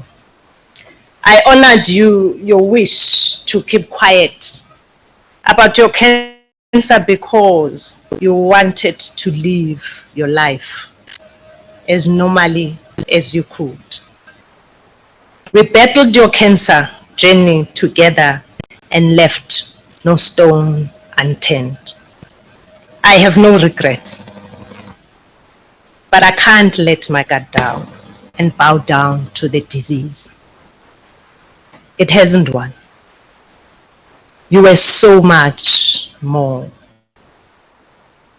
You were an amazing husband and the best partner I could have ever asked for in this marriage journey. You loved me and your kids with all your being. Thank you for loving us unconditionally. You loved me so much that you did not want to indicate that I was sharing your last hours with me. That is my only regret, that I didn't say goodbye as I was outside the ward when you drew your last breath. I am comforted by the fact that you know how much I loved you, and the kids even more. I wish God had granted you extra time just to enjoy time with me and the kids after your service to the nation. But he needed you to go and audit his books. We are so grateful for the time we were given with you. I was so looking forward to our 25th wedding anniversary in December of 2020. We will cherish the beautiful memories and remember you with every dawn. We will draw strength to go on from the mere mention of your name and all that you embodied. You had so many dreams, and some will remain unfulfilled. For me, it's the small things that will remind me of you daily.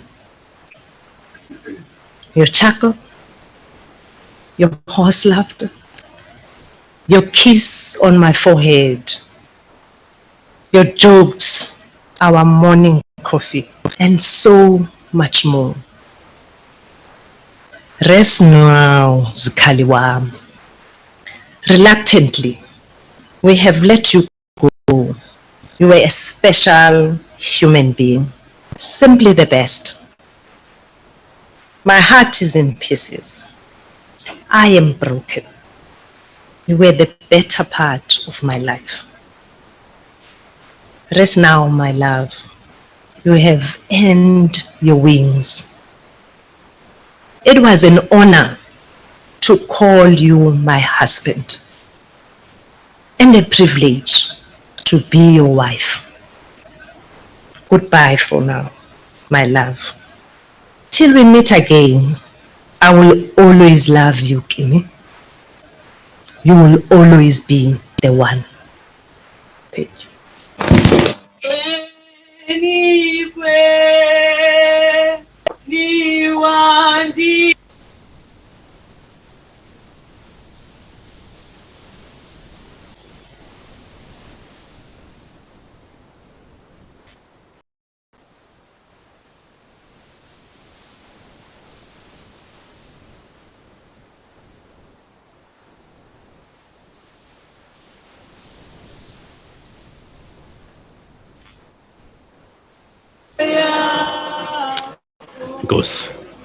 Inkosi kakhulu sisifezeka for that beautiful message from Mrs. Makwetu, Usis Miranda. Inkosi Machezi, siyabulela sikuvile. Siza kugcina imithandazweni. As I'm about to give or to hand over to Abefundisi, I just want to say these few words to Uzkal. Jojo, we go away from this service of yours. Assure that you look upon us from across the river of life, in the land of the departed saints, Oba Clarence, Oba Uzef Mtupeng, Oba Madiba Nosisulu, Oba Uvela, your father, uMamkwathi umama wakho sisithi kuwe lana ngoxolo zikhali umsebenzi omuhle wenzile uqhatso ulufezile kuwe mfundisi Nkosi.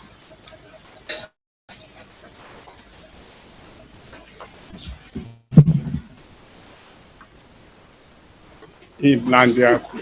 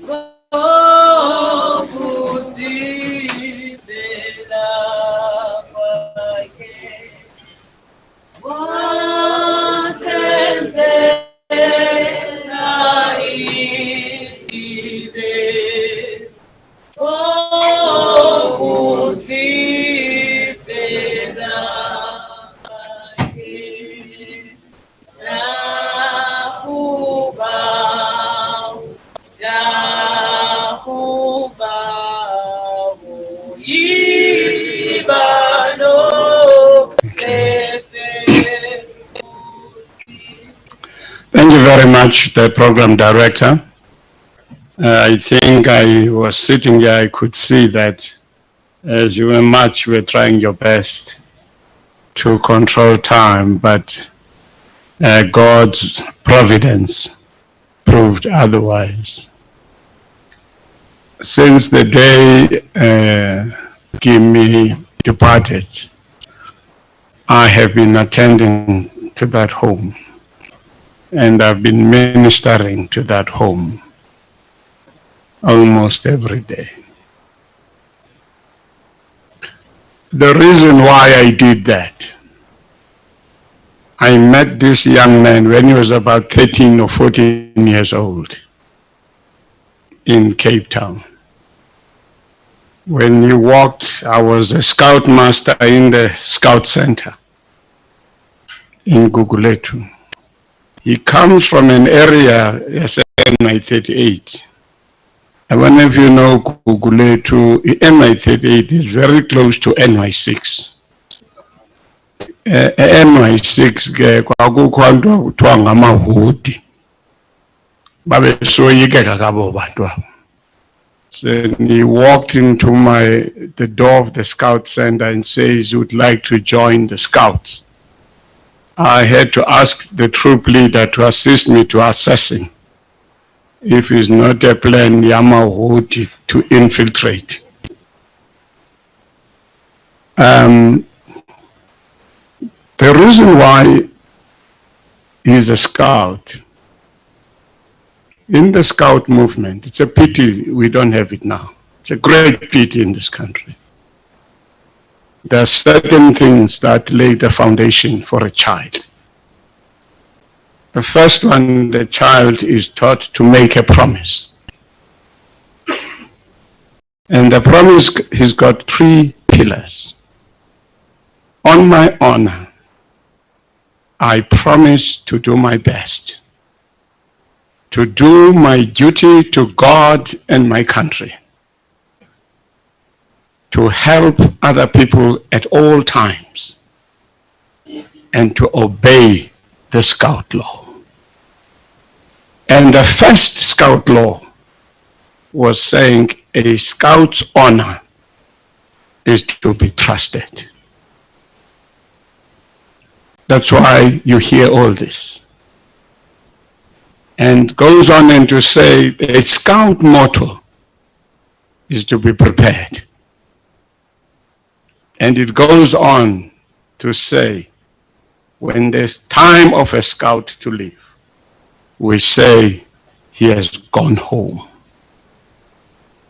having left this world the better place than he received.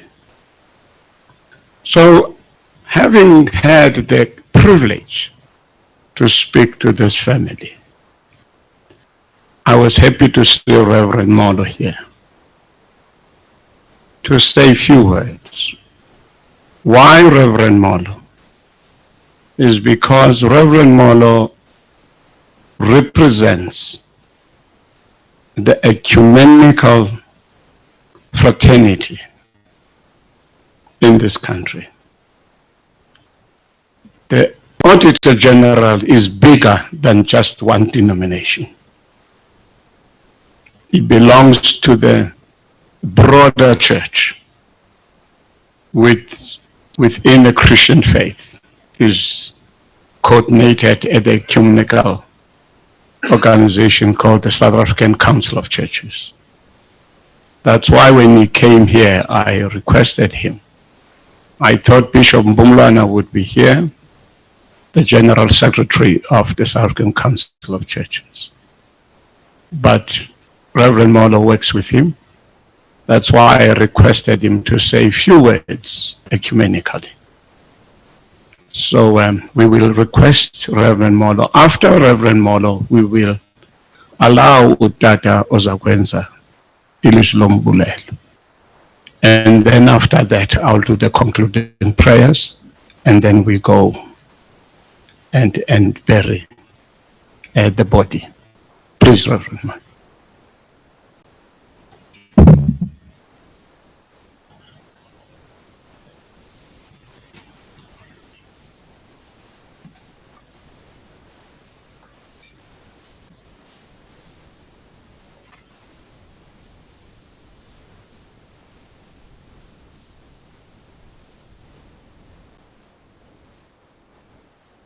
Much.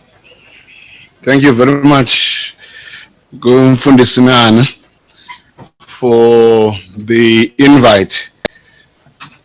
And I emphasize the gratitude not simply to say thank you, but to make you aware who is to blame for keeping you longer. I am just a young man following instruction of an older leader in the church. So nguyoneli bazayo ayindimi, blame him.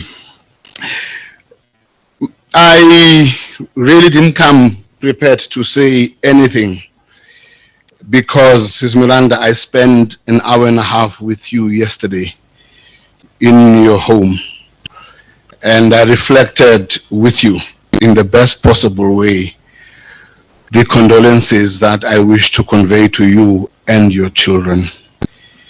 And in many ways, for me, that's the most important moment of ministry. Not to be in the public space, but to be in the private space, where we're able to share with you our deepest condolences. So please continue to receive those words that I shared with you yesterday, and may you have time to share with your children the words that we sought to communicate to you and them. Greetings to Baumana and the leadership in different forms that is present here today. I am a Liverpool supporter, and in my mind, there's no greater coach than Jurgen Klopp in the world. But more than his coaching of soccer, I always find wisdom in his words. In an interview done on his first day on the job as a Liverpool coach, he is asked the question, what must we say who you are? Because others have called themselves the special ones. His response is what makes me enter this moment with you. His response is, firstly, I am the ordinary one. And when he says that, it reminds me of the basic truth that those who are great in our lives are not those who claim greatness, but are those who become ordinary. And in their ordinariness, we get elevated into a different state of consciousness and being. And when they say about themselves that they are ordinary, we who have lived in the warmth of their lives are able to say, this is a great special one. And the power of humility is in its ability to disseminate itself. And in its dissemination, it raises like the yeast those that are around them, so that they can see their greatness rather than the greatness of the one who claims greatness by their words. The second thing he says, which brings me again to this, he says, in life, the most important thing is not what people say when you arrive. The most important thing is what they say when you leave. The most important thing in life is not what they say when you arrive. The most important thing is what they say when you leave.